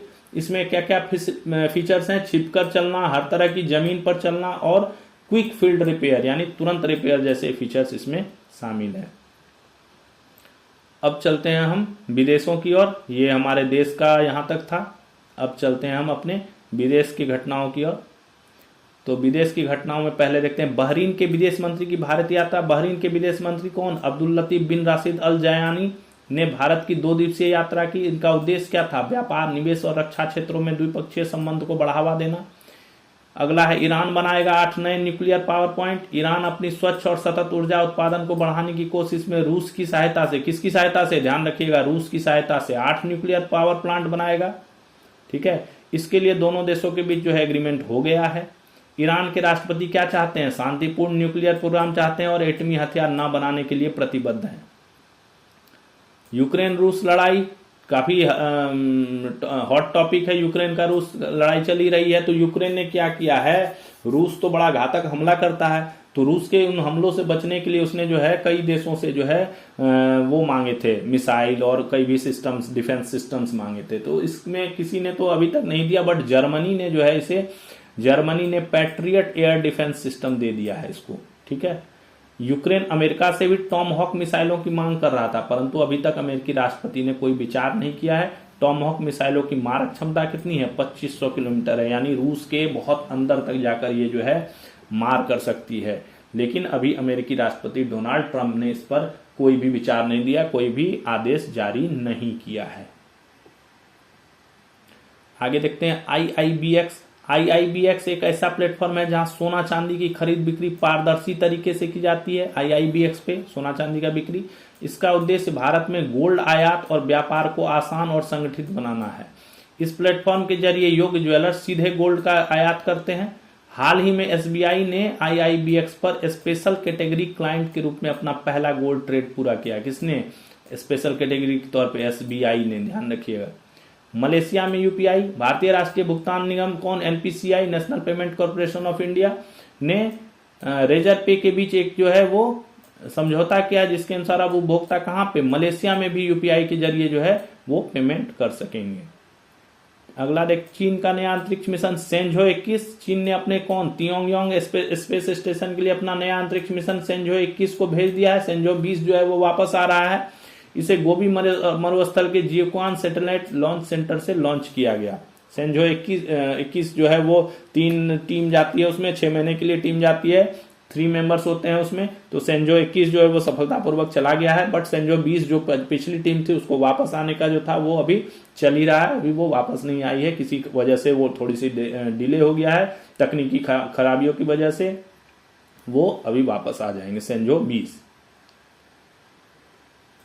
आईफोन क्या हो गया? आईफोन भारत में बिक्री के हिसाब से सिर्फ 5 स्मार्टफोन ब्रांड में शामिल हो गया है। भारत दुनिया का तीसरा सबसे बड़ा आईफोन बाजार भी बन गया है। भारत में प्रथम स्थान पर कौन है? वीवो, दूसरे स्थान पर सैमसंग बिक्री के मामले में। गूगल मैप्स आ गया है AI जेमिनी के साथ। गूगल मैप्स अब जो है AI जेमिनी के माध्यम से सटीक जानकारी उपलब्ध कराएगा। इसमें मुख्य रूप से 4 नए फीचर्स जोड़े गए हैं: ट्रैफिक अपडेट, लैंडमार्क आधारित निर्देश, ऑटो ट्रैफिक अलर्ट और कैमरे के जगह पहचानने वाला लेंस। इसमें क्या है ना कि आप कैमरे से जो है, अगर आपको किसी जगह का नहीं पता है तो वहां कोई दुकान है तो उसके जो बोर्ड है उसको आप कैमरे से खींच लीजिए और वो जो है गूगल मैप आपको उसके बारे में सारा चीज बता देगा कि आप इस जगह पे हैं, ये है। ठीक है, इसमें अब जो है वॉइस ओवर भी किया गया है। इसमें आपको बता दिया जाएगा कि आपको यहाँ से बायां नहीं मुड़ना है, दुकान का नाम बताया जाएगा कि फलाना जनरल स्टोर के बगल से जो है आप मुड़ जाइए। इस टाइप से जो है निर्देश आपको जो है लैंडमार्क आधारित निर्देश, मतलब प्रॉपर निर्देश दिया जाएगा कि ये दुकान है फलाना स्टूडियो के बगल से जो है आप दाएं मुड़ जाइए। इस टाइप के निर्देश जो है दिए जाएंगे। इसमें जेमिनी दुकानों की रिव्यू का एनालिसिस भी बताएगा। जैसे आप किसी रेस्टोरेंट में जा रहे हैं तो उसका रिव्यू का एनालिसिस भी देगा कि हाँ यहाँ आपको जाना चाहिए कि नहीं, इसकी क्या रेटिंग है, ठीक है, पार्किंग की क्या व्यवस्था है कि नहीं है, अवेलेबिलिटी है कि नहीं है, इन सब चीज़ों की रिव्यू का भी विश्लेषण देगा। तो गूगल मैप्स काफ़ी अपडेट होके अभी आ रहा है। सेबी ने 7 कंपनियों के आईपीओ को मंजूरी दे दी है। ठीक है, इसमें कौन कौन से हैं? सिप्रॉकेट, मीशो का भी आईपीओ आएगा, Skyways air services, German green steel and power, Rajputana stainless, Manika plastic और अलाइड इंजीनियर्स वर्क्स, इन सब का आईपीओ आएगा। ये 1 साल के अंदर जो है अपना आईपीओ ला सकते हैं। सेबी ने इनको मंजूरी दे दी है। मुख्य चुनाव आयुक्त को विशिष्ट एल्यूमिनी अवार्ड। मुख्य चुनाव आयुक्त हमारे कौन है? ज्ञानेश कुमार। उनको जो है 2 नवंबर को आईआईटी कानपुर के 66वें स्थापना दिवस के अवसर पर विशिष्ट एल्यूमिनी अवार्ड से सम्मानित किया गया। ठीक है। अमेरिका में ट्रंप के आदेश पर रोक। अमेरिका में क्या हुआ? ट्रंप ने आदेश दे दिया था कि अगर मतदाताओं को पंजीकरण करना है, वोट डालने के लिए पंजीकरण करना है, तो उनको अमेरिकी नागरिकता का प्रमाण पत्र जो है वो देना पड़ेगा। वो मैंडेटरी कर दिया था। बट जो संघीय न्यायाधीश हैं कोलिन कोलर कोटली, उन्होंने जो है मतदाताओं को नागरिकता संबंध साबित करने वाले आदेश के एक हिस्से को अवैध करार देते हुए अस्थायी रूप से रोक लगा दिया है। ठीक है, आदेश यही था, पंजीकरण हेतु अमेरिकी नागरिकता का प्रमाण पत्र प्रस्तुत करना आवश्यक था। अगला है मालदीव में तंबाकू पर कानून। मालदीव ने दुनिया का ऐसा पहला कानून लागू किया जिसमें 1 जनवरी 7 के बाद जन्मे किसी भी व्यक्ति को तंबाकू खरीदने, इस्तेमाल करने या बेचने पर पूरी तरह रोक लगा दिया है। यह नियम वहां आने वाले पर्यटकों पर भी लागू होगा। उल्लंघन करने पर 2.73 लाख रुपए का जुर्माना जो है लगाया जाएगा। गूगल क्या है? गूगल के मार्केट इनोवेशन के नए प्रमुख टायलर नॉरिस को टाइम मैगजीन ने दुनिया के 100 सबसे प्रभावशाली क्लाइमेट बिजनेस लीडर्स की सूची में जगह दे दी है ना। गूगल के मार्केट इनोवेशन के नए प्रमुख बन गए हैं टायलर नॉरिस। उनको जो है टाइम मैगजीन ने दुनिया के 100 सबसे प्रभावशाली क्लाइमेट बिजनेस लीडर्स की सूची में जगह दी है। ब्रोकेज फर्म ग्रो का आईपीओ आ गया 4 नवंबर को। यह देश का सबसे ज्यादा एक्टिव यूजर्स वाला प्लेटफॉर्म है। इसके सीईओ कौन है? ललित केसरे। ठीक है, अगला टॉपिक देखते हैं। भारत बना दुनिया का दूसरा शहद निर्यातक देश। भारत दुनिया का दूसरा शहद निर्यातक देश बन गया है। वित्तीय वर्ष 23-24 में भारत ने करीब 1.07 लाख टन प्राकृतिक शहद का निर्यात किया। इससे पहले 2020 में भारत शहद निर्यातकों में 9वें स्थान पर जो है था। तो दूसरा शहद निर्यातक देश जो है बन गया है। खबरोस्क परमाणु पनडुब्बी किसने बनाई? परमाणु ऊर्जा से चलने वाले बुरेवेस्तनिक क्रूज मिसाइल और इसी शक्ति से चलने वाला अंडर वाटर ड्रोन लॉन्च करने के बाद रूस ने रूस ने जो है परमाणु ऊर्जा से चलने वाला बुरेवेस्तिक क्रूज मिसाइल बनाया, फिर अंडर वाटर ड्रोन बनाया। अब क्या हो गया? पोसाइडन नाम था उसका अंडर वाटर ड्रोन का। और उसके बाद जो है परमाणु पनडुब्बी बना दिया है, उसका नाम रखा है खबरोस्क। यह परमाणु ऊर्जा से संचालित मिसाइल क्रूजर है। इसे रूस के सेमवास शिपयार्ड में जलावतरण किया गया। इसी शिपयार्ड में भारत के विमान वाहक पोत आईएनएस विक्रमादित्य का भी नवीकरण किया गया था। यह पनडुब्बी पोसाइडन परमाणु ड्रोन से लैस होगी। मैंने अभी बताया पोसाइडन जो नाम है, पोसाइडन को डूम्सडे मिसाइल यानी प्रलंकारी मिसाइल भी कहा जाता है, क्योंकि यह तटीय देशों को पूरी तरह नष्ट करने में सक्षम है। आगे हमारा टॉपिक है पाकिस्तानी सेना का पूरे देश में रेड अलर्ट। पाकिस्तानी सेना जो है अपने पूरे देश में रेड अलर्ट घोषित कर दिया है उन्होंने। थल सेना ने आर्मी रॉकेट फोर्स कमांड को सक्रिय किया है। एयरफोर्स के लड़ाकू विमान लगातार गश्त लगा रहे हैं। नौसेना ने भी अरब सागर, ग्वादर पोर्ट और समुद्री व्यापार मार्गों की निगरानी शुरू कर दी है। पाकिस्तानी सरकार सेना प्रमुख असीम मुनीर, जिसका कार्यकाल 28 नवंबर 25 को समाप्त होना है, के कार्यकाल को संवैधानिक सुरक्षा देने के लिए 27वां संशोधन लाने की तैयारी में है। संविधान में संशोधन करने जा रही है, जिसके तहत इनका कार्यकाल जो 28 नवंबर 25 को समाप्त होना है, वो एक्सटेंड होकर 27 तक हो जाएगा अगर ये 27वां संशोधन लागू होता है तो। इस संशोधन के तहत क्या होगा, फील्ड मार्शल जो है उनके पद, अधिकार और सेवा शर्तों को स्पष्ट रूप से परिभाषित किया जाएगा। आगे टॉपिक है हमारा, पाकिस्तान के खैबर पख्तूनख्वा प्रांत में मिला प्राचीन मंदिर। इटली के पुरातत्वविदों और खैबर पख्तूनख्वा पुरातत्व निदेशालय की साझेदारी में पाकिस्तान के खैर पख्तूनख्वा प्रांत में चल रही खुदाई के दौरान स्वात नदी से लेकर तक्षशिला तक मंदिर समेत 8 नए प्राचीन स्थल जो हैं वो मिले हैं। अमेरिका ने क्या किया, अमेरिका में 3 साल से कम उम्र के बच्चों को फ्लोराइड सप्लीमेंट्स पर रोक लगा दिया गया है। खाने योग्य फ्लोराइड सप्लीमेंट्स पर रोक लगा दी है।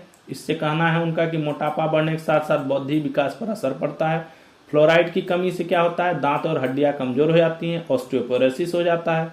अत्यधिक अगर सेवन कर लेंगे तो क्या हो जाएगा, फ्लोरोसिस हो जाएगा, जोड़ों में दर्द हो जाएगा, किडनी की क्षति हो जाएगी।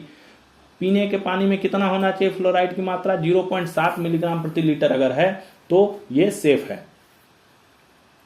अमेरिका में अंग्रेजी दक्षता नियम लागू हो गया है। अमेरिका में अंग्रेजी दक्षता नियम लागू होने के बाद 7,000 से अधिक ट्रक ड्राइवरों की सेवा को से निलंबित कर दिया गया। क्यों, वहां कहा गया है, एक नियम बना दिया गया है कि अगर आपको अंग्रेजी नहीं आता है तो आपको ट्रक ड्राइवर जो है नहीं रखा जाएगा। ठीक है, वाणिज्यिक लाइसेंसधारी ड्राइवरों को अंग्रेजी बोलना और समझना जरूर आना चाहिए। अमेरिका में ये नियम लागू कर दिया है। तो उसमें जो है दक्षता एग्जाम होते हैं, अगर उसमें आप फेल कर गए तो आपको जो है निलंबित कर दिया जाता है। तो ये वाणिज्यिक लाइसेंसधारी ड्राइवरों को अंग्रेजी बोलनी समझनी आनी चाहिए। आगे हमारा टॉपिक है क्या है, एसबीआई कैप सिक्योरिटी लिमिटेड के नए एमडी और सीईओ नियुक्त। एसबीआई ग्रुप की कंपनी है एसबीआई कैप सिक्योरिटी लिमिटेड, इनके जो है श्रीमती भुवनेश्वरी एक को अपना एमडी और सीईओ नियुक्त किया है। हिंदुजा ग्रुप के चेयरमैन का निधन हो गया। ब्रिटेन के सबसे अमीर कारोबारी परिवार के मुखिया था हिंदुजा ग्रुप के चेयरमैन पी हिंदुजा का कितने वर्ष की उम्र में, 85 वर्ष की उम्र में लंदन में निधन हो गया। हिंदुजा और उनका परिवार लगातार 4 साल से क्या था, the Sunday times rich list में ब्रिटेन के सबसे अमीर लोगों की सूची पर है। हिंदुजा ग्रुप 38 देशों में मौजूद है और इनकी जो एक्टिविटी है वो 100 देशों में फैली हुई है। इसकी प्रमुख कंपनियां कौन, अशोक लेलैंड जो गाड़ियां बनाती हैं, gulf oil, IndusInd bank banking sector में, हिंदुजा टीएमटी काफी जो है मतलब बड़ी कंपनी जो है ये हिंदुजा ग्रुप की है। टाटा ट्रस्ट के ट्रस्टी मेहल मिस्त्री की विदाई। टाटा ट्रस्ट के सबसे पुराने ट्रस्टी मेहल मिस्त्री जो है संस्था से ऑफिशियली जो इनको जो है विदाई दे दी गई है। इनका कार्यकाल 27 अक्टूबर को ही खत्म हो गया था, बट इनका ये चल रहा था अभी कि इनको कुछ एक्सटेंशन देने की बात चल रही थी, बट जो है बाकी सदस्यों के बीच जो है वो बन नहीं पाए, बात नहीं बन पाई और इन्होंने जो है ऑफिशियली जो है अपने इससे विदा ले लिया। अगला टॉपिक है टेस्ला का भारत में प्रमुख नियुक्त। टेस्ला इलॉन मस्क की कंपनी है टेस्ला, उसके शरद अग्रवाल को जो है भारत में अपना प्रमुख नियुक्त किया है। National payment corporation of India NPCA, national payment corporation of India के अनुसार अक्टूबर में यूपीआई के जरिए कितना का लेन देन हुआ, 27.28 लाख रुपए का लेन देन हुआ। यह अब तक का सबसे बड़ा आंकड़ा है, सबसे ज्यादा जो है आज तक जो है ये इसी महीने हुआ है। कोकून क्या है, कोकून टेलीग्राम द्वारा लॉन्च किया गया एक एआई नेटवर्क है। एआई नेटवर्क बनाया है टेलीग्राम ने।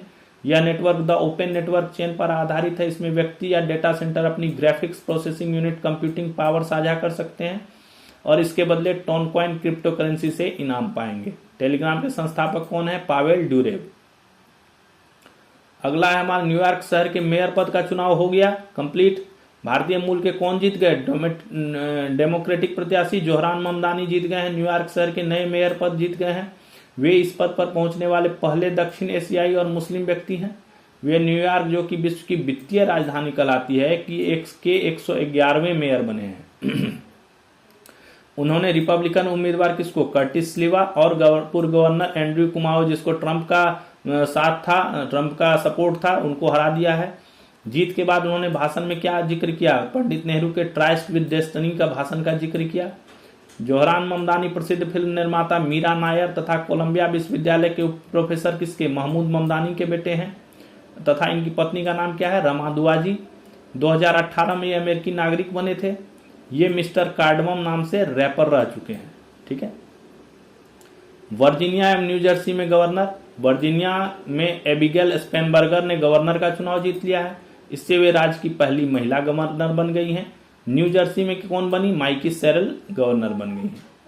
दुनिया का सबसे सस्ता हाई एनर्जी मिलिट्री लेजर कौन? अपोलो। ऑस्ट्रेलिया ने बना दिया है दुनिया का सबसे high energy military laser, Apollo बना दिया है। यह सिस्टम पूरी तरह से मोबाइल और मॉड्यूलर है। यह चारों ओर से आने वाले ड्रोन को टारगेट कर सकता है। इसे ड्रोन स्वार्म अटैक से निपटने के लिए डिजाइन किया गया है। इसका वजन 150 किलोवाट। एक बार चार्ज करने पर कितने ड्रोन गिरा देगा? ये 200 ड्रोन गिरा देगा। 3 किलोमीटर दूर से ड्रोन को खत्म कर सकता है और 15 किलोमीटर दूर से ऑप्टिकल सेंसर को बेअसर कर सकता है। तो काफी इफेक्टिव जो है ये इनका जो है मिलिट्री लेजर है जो इसने तैयार किया है। ठीक है, ऑस्ट्रेलिया ने। दुनिया का सबसे सस्ता हाई एनर्जी मिलिट्री लेजर है। आगे हम देखते हैं, पहले स्वदेशी कैंसर सेल थेरेपी नेक्सकार 19 हो गया है, इसका जो है खोज किया गया है। भारत की पहली स्वदेशी कैंसर सेल थेरेपी नेक्सकार 19, जिसे क्या कहा जाता है? भारत का पहला लिविंग ड्रग कहा जाता है, को नई दिल्ली में आयोजित emerging science technology and innovation conclave जो हुआ ESTIC 2025 में देश को समर्पित की गई। यह थेरेपी क्या करती है? ल्यूकेमिया जैसे एडवांस स्टेज के मरीजों के लिए एक क्रांतिकारी इलाज है।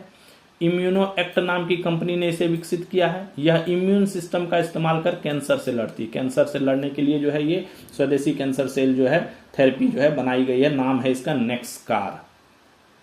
आगे देखते हैं, फोन पे ने क्या जारी किया? फोन पे प्रोटेक्ट नाम से लॉन्च किया सिक्योरिटी फीचर।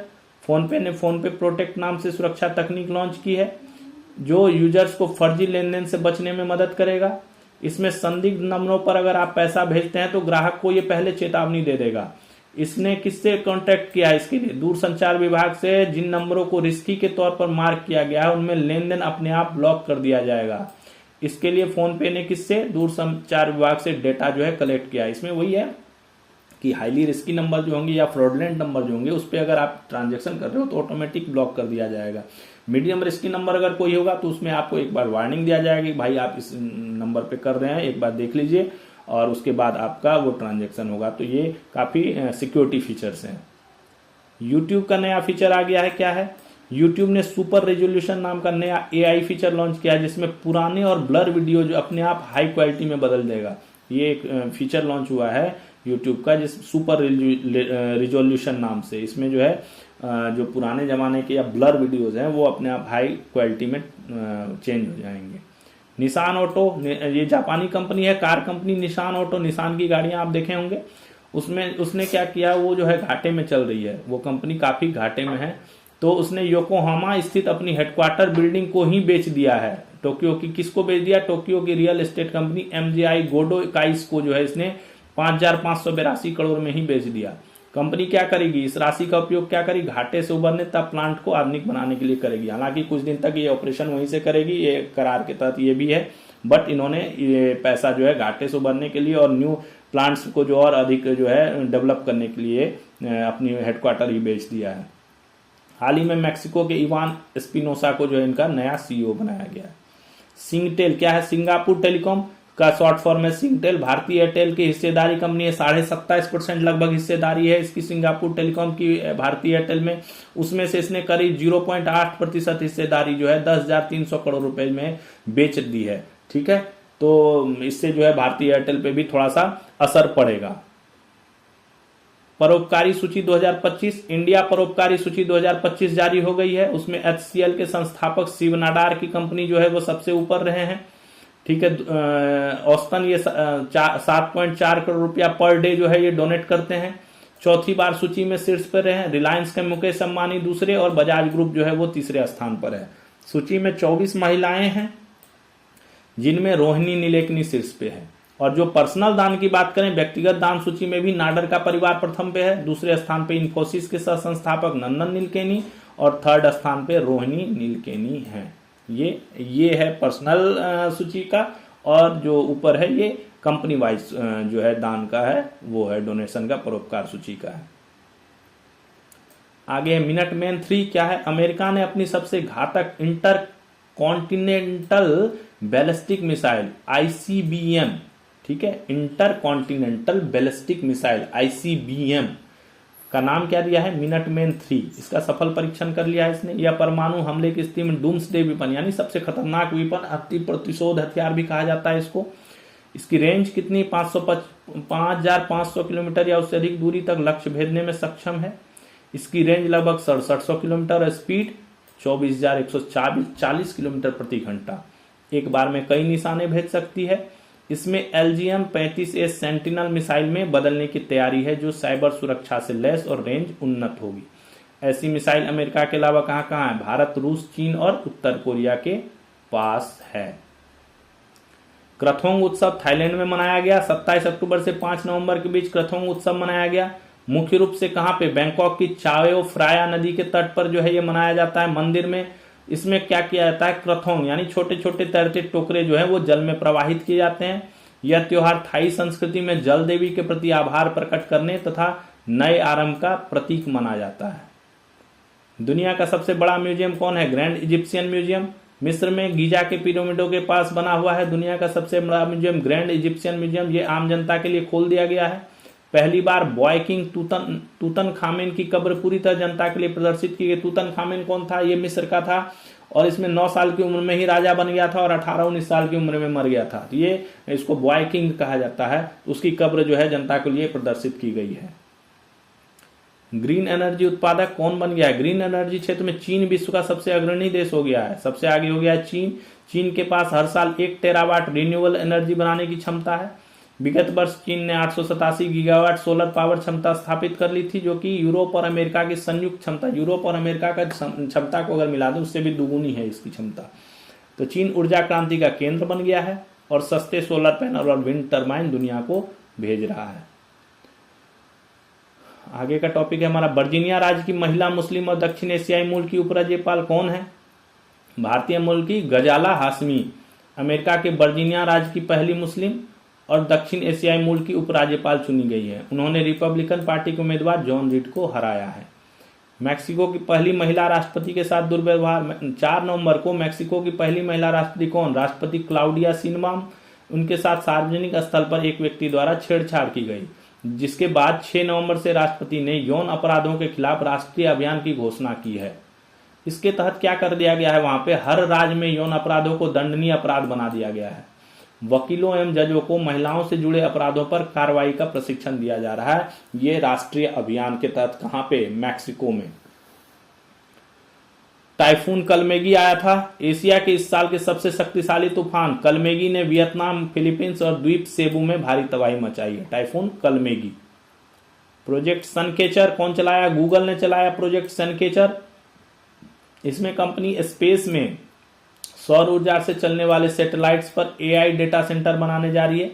ठीक है, इसका उद्देश्य धरती पर बढ़ती बिजली और पानी की खपत को कम करने के उद्देश्य से ये जो है स्पेस में सौर ऊर्जा से चलने वाला सैटेलाइट पर AI डेटा सेंटर बनाएगा। हिमाचल में दुर्लभ हिम तेंदुआ देखा गया। हिमाचल प्रदेश के किन्नौर जिले में पहली बार दुर्लभ हिम तेंदुआ देखा गया। यह इस क्षेत्र की जैव विविधताओं के लिहाज से काफी सकारात्मक संकेत है। ये था हमारा देश विदेश का। अब हम चलते हैं खेल जगत की ओर और हम अपने अंतिम पड़ाव की ओर बढ़ते हैं, हमारा खेल जगत। खेल जगत में सबसे हिट टॉपिक महिला वनडे क्रिकेट विश्व कप। इसके ऊपर मैंने जो है स्पेशल जो है एग्जाम के हिसाब से सारे इंपॉर्टेंट फैक्ट्स को कवर करने का प्रयास किया और मैंने एक स्पेशल सेशन बना के अपने चैनल पे डाला हुआ है। आप जाके उसको जरूर देखिए, बहुत इंपॉर्टेंट है और आपको अच्छा भी लगेगा। सारे उसमें इंपॉर्टेंट फैक्ट्स शामिल किए गए हैं, तो आप उसको जरूर जाके देखिए। Important facts about women's world cup, इस नाम से वो है। तो 2 नवंबर 2025 को महिला वनडे क्रिकेट विश्व कप के फाइनल में भारतीय महिला क्रिकेट ने दक्षिण अफ्रीका को 52 रन से हराकर पहली बार फर्स्ट टाइम जीत लिया। मुकाबला कहां हुआ? नवी मुंबई के DY पाटिल स्टेडियम में। भारत की कप्तान हरमनप्रीत कौर। भारतीय महिला टीम 52 साल में पहली बार वनडे चैंपियन बनी।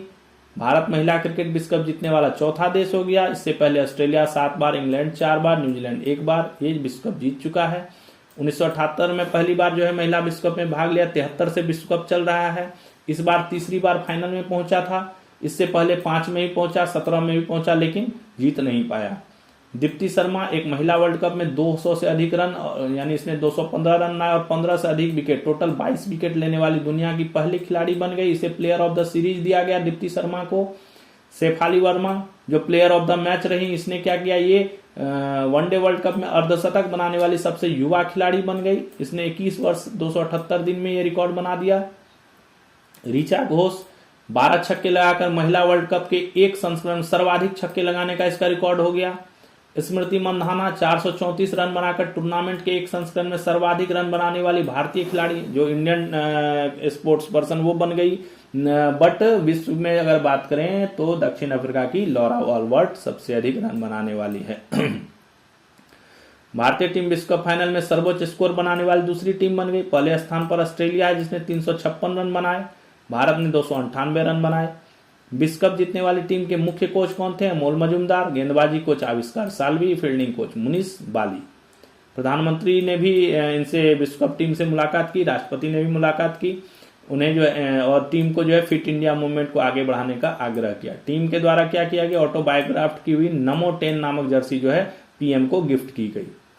इस प्रकार भारत द्वारा जीते गए विश्व कप कितने हो गए? 1983 में कपिल देव की कप्तानी में वनडे वर्ल्ड कप, 7 में एमएस धोनी की कप्तानी में टी20 वर्ल्ड कप, 2011 में एमएस धोनी की कप्तानी में वनडे वर्ल्ड कप, 2024 में रोहित शर्मा की कप्तानी में टी20 वर्ल्ड कप।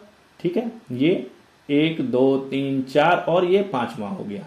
मैच के मध्य में कार्यक्रम के दौरान गायकी सुनिधि चौहान ने अपनी प्रस्तुति दी थी। वेस्टइंडीज बांग्लादेश के बीच टी20। वेस्टइंडीज ने बांग्लादेश को 3 मैचों की टी20 सीरीज के तीनों मैच में हराकर 3-0 से सीरीज जीत ली। 7 सीरीज लगातार हारने के बाद वेस्टइंडीज जीता है। न्यूजीलैंड ने 3 मैचों की वनडे सीरीज में इंग्लैंड को 3-0 से हरा दिया। न्यूजीलैंड ने 2019 से अब तक घरेलू मैदान पर लगातार 10 जीती है। दक्षिण अफ्रीका के खिलाड़ी फैफ डुप्लेसी कैरियर में 33वीं टीम से खेलेंगे। नेपाल प्रीमियर लीग की तरफ से इनका दूसरा सीजन होने जा रहा है। इसमें ये टीम है विराटनगर किंग्स, उसकी तरफ से खेलेंगे। इससे पहले वो 32 टीमों से खेल चुके हैं। सीजन 17 नवंबर से शुरू होगा, फाइनल 13 दिसंबर को खेला जाएगा। टी20 में सर्वाधिक रन बनाने वाले खिलाड़ियों में ये 10वें स्थान पे है। बांग्लादेश क्रिकेट बोर्ड ने क्या किया है? अपने chief pitch curator Gamini de Silva को जब 15 साल पुराना इनके साथ जो करार था, ट्रीटी थी, उसको खत्म कर दी है। इनके ऊपर आरोप ये लगता था कि ये अक्सर धीमी पिच तैयार करते थे। शतरंज में पंजाब के दूसरे इंटरनेशनल मास्टर, पंजाब के कौन? जालंधर के नामित वीर सिंह वालिया। ये फ्रांस में आयोजित शतरंज के तीसरे एनेमासे अंतर्राष्ट्रीय मास्टर्स टूर्नामेंट में इंटरनेशनल मास्टर का खिताब जीता है। पंजाब के दूसरे इंटरनेशनल मास्टर बन गए हैं। Pro wrestling league 26। भारतीय कुश्ती महासंघ ने प्रो रेसलिंग लीग 26 को आईपीएल के जैसे मॉडल में फिर से शुरू करने की घोषणा की है। यानी प्रो रेसलिंग लीग 2019 के बाद ये जो है बंद हो गया था। ठीक है, कुश्ती वाला जो होता था वो बंद हो गया था। अब जो है 26 से इसको शुरू करने का जो इन्होंने घोषणा किया है कि 26 से आईपीएल मॉडल पे ही चलेगा। टेनिस खिलाड़ी रोहन बोपन्ना ने संन्यास ले लिया। 2 बार के ग्रैंड स्लैम चैंपियन है रोहन बोपन्ना ने टेनिस से संन्यास ले लिया। नंबर 1 पर पहुंचने वाले सबसे उम्रदराज खिलाड़ी भी रहे हुए हैं ये। केन विलियमसन का टी20 से संन्यास। न्यूजीलैंड का पूर्व कप्तान है केन विलियमसन, इन्होंने टी20 अंतर्राष्ट्रीय क्रिकेट से संन्यास ले लिया। वे टेस्ट एवं वनडे खेलते रहेंगे। इटली के टेनिस खिलाड़ी जेनिक सिनर शीर्ष पर। इटली के टेनिस खिलाड़ी हैं, 4 बार के ग्रैंड स्लैम विनर है जेनिक सिनर, पहली बार पेरिस मास्टर्स चैंपियन बन गए हैं। ATP association of tennis professions जो रैंकिंग निकालती है उसमें ये नंबर 1 पर आ गए हैं। पाकिस्तान और दक्षिण अफ्रीका के बीच 3 टी20 मैचों का सीरीज को पाकिस्तान ने 2-1 से जीत लिया। दक्षिण अफ्रीका को टी20 के मैच की सीरीज में हरा दिया। 47वां वार्षिक इस्तांबुल मैराथन हुआ। 2 नवंबर को तुर्की की राजधानी इस्तांबुल में 47वां वार्षिक इस्तांबुल मैराथन आयोजन हुआ। इसमें 30,000 से अधिक धावकों ने भाग लिया, दौड़ने वालों ने। इस मैराथन की अनोखी विशेषता यह है कि दौड़ पूरे रास्ते 2 महाद्वीपों एशिया और यूरोप को जोड़ती है। जो दौड़ होती है उसमें 2 महाद्वीपों को जोड़ती है जो रास्ता है। बधिरों के लिए टी20 राष्ट्रीय क्रिकेट। भारतीय बधिर क्रिकेट संघ ने नई दिल्ली में बधिरों के लिए टी20 राष्ट्रीय क्रिकेट चैंपियनशिप के 9वें सत्र का शुभारंभ किया। यह आयोजन 3 से 9 नवंबर को किया जाएगा तथा इसमें 20 टीमें भाग लेंगी। भारत के 90वें शतरंज ग्रैंड मास्टर, चेन्नई के 16 वर्षीय इलाम पार्थी AR भारत के 90वें शतरंज ग्रैंड मास्टर बन गए हैं। इलाम पार्थी AR चेन्नई के हैं। दुनिया के सबसे उम्रदराज ओलंपिक चैंपियन का निधन। हाँ, दुनिया के सबसे उम्रदराज ओलंपिक चैंपियन फ्रांस के चार्ल्स कॉस्ट 101 वर्ष की उम्र में निधन हो गया। 1948 के लंदन ओलंपिक में इन्होंने ट्रैक साइकिलिंग में गोल्ड जीता था। अफगानिस्तान और जिम्बाब्वे के बीच हुए 3 मैचों की टी20 सीरीज में अफगानिस्तान ने जिम्बाब्वे को 3-0 से हराकर सीरीज जीत ली। आईपीएल की टीम कौन? लखनऊ सुपर जायंट्स ने ऑस्ट्रेलिया के पूर्व ऑलराउंडर किसको? टॉम मूडी को अपना क्या बना दिया? ग्लोबल डायरेक्टर ऑफ क्रिकेट नियुक्त कर दिया है। जम्मू कश्मीर की Indian heaven premier league, Jammu Kashmir के श्रीनगर में 25 अक्टूबर से शुरू हुई Indian heaven premier league 12 match के बाद ही बंद हो गई। इस टूर्नामेंट को जम्मू कश्मीर में प्रोफेशनल क्रिकेट की शुरुआत बताया जा रहा था। वह आर्थिक अनियमितताओं, गैर मान्यता और भुगतान घोटाले के आरोप में फंस गया। इस लीग की शुरुआत कहां पे हुई? मोहाली के एक एनजीओ ने, युवा सोसाइटी ने की थी और जम्मू कश्मीर स्पोर्ट्स काउंसिल ने इस लीग से संबंध होने से मना कर दिया है।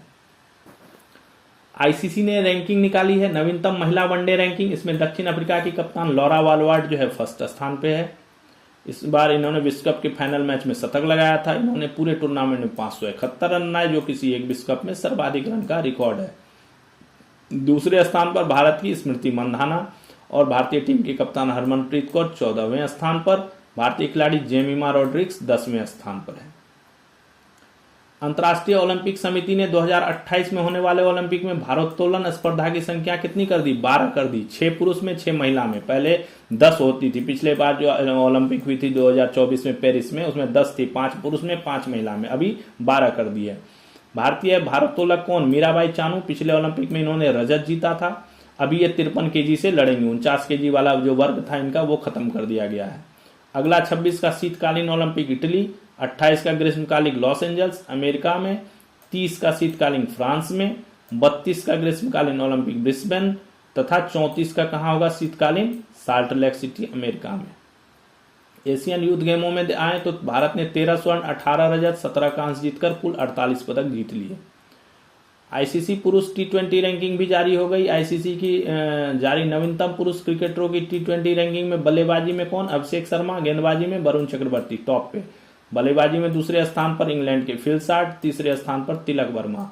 और भारत की टी20 कप्तान कौन? सूर्य कुमार यादव 8वें स्थान पर। गेंदबाजी में दूसरे स्थान पर वेस्टइंडीज के अकील हुसैन, तीसरे स्थान पर कौन? अफगानिस्तान के राशिद खान। भारतीय महिला क्रिकेट टीम की कप्तान हरमनप्रीत कौर को क्या बना गया? ओमेक्स। ओमेक्स है एक स्टेट कंपनी है, रियल एस्टेट की कंपनी है ओमेक्स लिमिटेड। इसने जो है विश्व विजेता जो है भारतीय महिला क्रिकेट टीम की कप्तान हरमनप्रीत कौर को अपना ब्रांड एम्बेसडर नियुक्त कर दिया है। नेशनल गतका एसोसिएशन क्या है? गतका एसोसिएशन द्वारा 7 से 9 नवंबर तक बेंगलोर सिटी यूनिवर्सिटी बेंगलोर में दूसरा फेडरेशन गतका कप 25 का आयोजन किया जाएगा। इसमें भारत के सर्वश्रेष्ठ युवा गतका योद्धा अपने जंगी कौशल का प्रदर्शन करेंगे। यह खेल मुख्य रूप से पारंपरिक सिख युद्ध कला पर आधारित है, जिसमें तलवार और ढाल लेकर एक दूसरे के खिलाफ प्रतिस्पर्धा करते हैं। इससे पहले 13वां राष्ट्रीय गतका चैंपियनशिप भिलाई में भी आयोजित किया गया था। अंतर्राष्ट्रीय गतका फेडरेशन की स्थापना 1982 में हुई थी। भारत ऑस्ट्रेलिया के बीच चल रहा है 5 मैच का टी20 सीरीज। चौथा मैच में भारत ने ऑस्ट्रेलिया को 48 से हराकर सीरीज में 2-1 की अजेय बढ़त बना ली थी। अब इस सीरीज में एक मैच और होना है।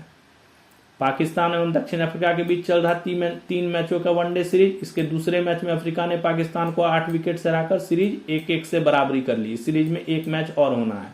17 साल बाद पाकिस्तान के फैसलाबाद इंटरनेशनल क्रिकेट स्टेडियम में मैच खेला गया। न्यूजीलैंड वेस्टइंडीज के बीच चल रहा टी20 सीरीज के दूसरे मुकाबले में न्यूजीलैंड ने वेस्टइंडीज को 3 रन से हरा दिया। भारत की महिला क्रिकेटर स्मृति मंधाना को अक्टूबर महीने के लिए ICC player of the month के लिए नॉमिनेट किया गया। इससे पहले सितंबर माह में भी वही थी प्लेयर ऑफ द मंथ। इनको अवार्ड मिल चुका है। अगला टॉपिक, इंग्लैंड के पूर्व फुटबॉल कप्तान डेविड बेकहम को किंग चार्ल्स तृतीय ने क्या दी? नाइटहुड की उपाधि दे दी है। ये सम्मान उन्हें किस लिए मिला? फुटबॉल और समाज सेवा में उनके योगदान के लिए। अब ये क्या कहलाएंगे? Sir David Beckham. एशियाई खो खो महासंघ ने क्या किया है? एशियाई खो खो महासंघ को एशियाई ओलंपिक परिषद ने जो है मान्यता दे दी। इससे क्या हो जाएगा? ये बहुत ऐतिहासिक उपलब्धि, क्योंकि खो खो का जो है अभी भारत में बहुत कम जो है ट्रेडिशन है। तो इससे जो है ये ऑफिशियली तौर पर एशियाई गेम्स और ओलंपिक में शामिल होने के लिए मान्यता प्राप्त कर ली है। 2026 का टी20 विश्व कप के लिए 5 स्थानों को चिन्हित किया गया है कि इसको अहमदाबाद, दिल्ली, कलकत्ता, चेन्नई और मुंबई को। फाइनल कहां होगा? सबसे बड़े क्रिकेट स्टेडियम अहमदाबाद के नरेंद्र मोदी स्टेडियम में खेला जाएगा। भारतीय हॉकी के 100 वर्ष पूरे हो गए हैं। 7 नवंबर को इंडियन हॉकी के 100 वर्ष पूरे हो गए। हॉकी का पुराना रूप 4000 वर्ष पहले मिस्र में पाया गया। आधुनिक हॉकी का विकास 18वीं शताब्दी इंग्लैंड में हुआ। 1850 के दशक में ब्रिटिश शासन काल में हॉकी का खेल भारत आया। पहला हॉकी क्लब 1855 में कोलकाता में स्थापित हुआ। 7 नवंबर 25 को इंडियन हॉकी फेडरेशन का गठन ग्वालियर में हुआ। भारत ने अपना पहला दौरा 1926 में न्यूजीलैंड में किया। 28 से 56 तक 6 गोल्ड मेडल भारत ने जीते, 28, 32, 36, 48, 52 और 56 में। 1960 में भारत ओलंपिक फाइनल में पाकिस्तान से हार गया था पहली बार। 1964 और 80 में भारत ने 2 ओलंपिक गोल्ड जीते। 75 में भारत ने एकमात्र वर्ल्ड कप जीता है अभी तक का। 2020 41 साल बाद और 24 ओलंपिक में 2 ब्रॉन्ज मेडल मिले भारत को, यानी भारत ने कुल 8 ओलंपिक गोल्ड, 13 ओलंपिक मेडल और 1 वर्ल्ड कप जो है वो जीता है। हॉकी का जादूगर किसे कहा जाता है? मेजर ध्यानचंद को। ये 28, 32 और 36 की जो ओलंपिक विजेता टीम थी उसके ये मेंबर रहे थे। इनकी जन्म तिथि 29 अगस्त होती है। उसमें जो है भारत को में राष्ट्रीय खेल दिवस के रूप में मनाया जाता है। इसी दिन अर्जुन पुरस्कार भी दिए जाते हैं, द्रोणाचार्य पुरस्कार भी दिए जाते हैं। भारतीय ओलंपिक संघ ने ध्यानचंद को क्या कहा था? शताब्दी का खिलाड़ी घोषित किया था। इन्होंने टोटल कितने 1000 से अधिक गोल दागे हुए हैं अपनी जिंदगी में। ठीक है, इनको माना जाता था कि इनके स्टिक में जो है कोई इनके स्टिक से बॉल जो है वो चिपक जाती है। 1-2 बार इनके स्टिक को तोड़कर भी चेक किया गया। 1956 में इन्हें पद्म भूषण प्रदान किया गया। भारत रत्न की मांग अभी तक जारी है। ध्यानचंद की ऑटोबायोग्राफी का नाम है गोल। ओलंपिक फाइनल में सर्वाधिक गोल का रिकॉर्ड किसके नाम है? बलबीर सीनियर के नाम, 5 गोल दागने का। भारत के लिए सबसे तेज गोल दागने का रिकॉर्ड किसका है? गुरजंट सिंह का, 13 सेकंड में गोल दागने का। ये था भारतीय हॉकी का। हांगकांग 6S चल रहा है। हांगकांग 6S भारत और पाकिस्तान के बीच जो मुकाबला हुआ उसमें वो पाकिस्तान को 2 रन से हरा दिया भारत ने। हांगकांग क्रिकेट 6S क्या है? ये हांगकांग में आयोजित होता है। 6-6 ओवर का मैच होता है इसमें। आईसीसी द्वारा मान्यता प्राप्त है। ये एनुअल प्रतियोगिता है। ये प्रत्येक टीम में खिलाड़ी भी 6 होते हैं। ठीक है, 6 ओवर का मैच, 6 खिलाड़ी। वर्तमान में इसमें 12 टीमें खेल रही हैं। यह 21वां संस्करण है। पहला प्रतियोगिता कब आयोजित हुआ था? 1992 से यह आयोजित किया जा रहा है। सबसे ज्यादा कप किसके नाम पे है? पाकिस्तान के नाम पे। इसने 5 कप जीते हुए हैं। भारत एक बार पहले जीत रखा है 2005 में। अगला है 2029 का महिला। आईसीसी ने घोषणा की है कि अगले 2029 के महिला वनडे वर्ल्ड कप में 10 टीमें खेलेंगी। इसमें इससे मैचों की संख्या 48 होंगी। इस बार कितनी टीमें खेली थी? 8 है ना, अब 10 खेलेंगी। इसके अलावा 26 में यूएई में होने वाली महिला T20 वर्ल्ड कप में भी टीम की संख्या 10 से बढ़ाकर 12 कर दी गई है। 2026 का आईपीएल, महेंद्र सिंह धोनी जो है वो उन्होंने कंफर्म कर दिया है कि चेन्नई सुपर किंग्स की तरफ से महेंद्र सिंह धोनी खेलेंगे। टीम के सीईओ ने काशी विश्वनाथन ने इसकी घोषणा की। धोनी का यह सीएसके के लिए 17वां था टोटल उनका आईपीएल में 19वां सीजन होगा।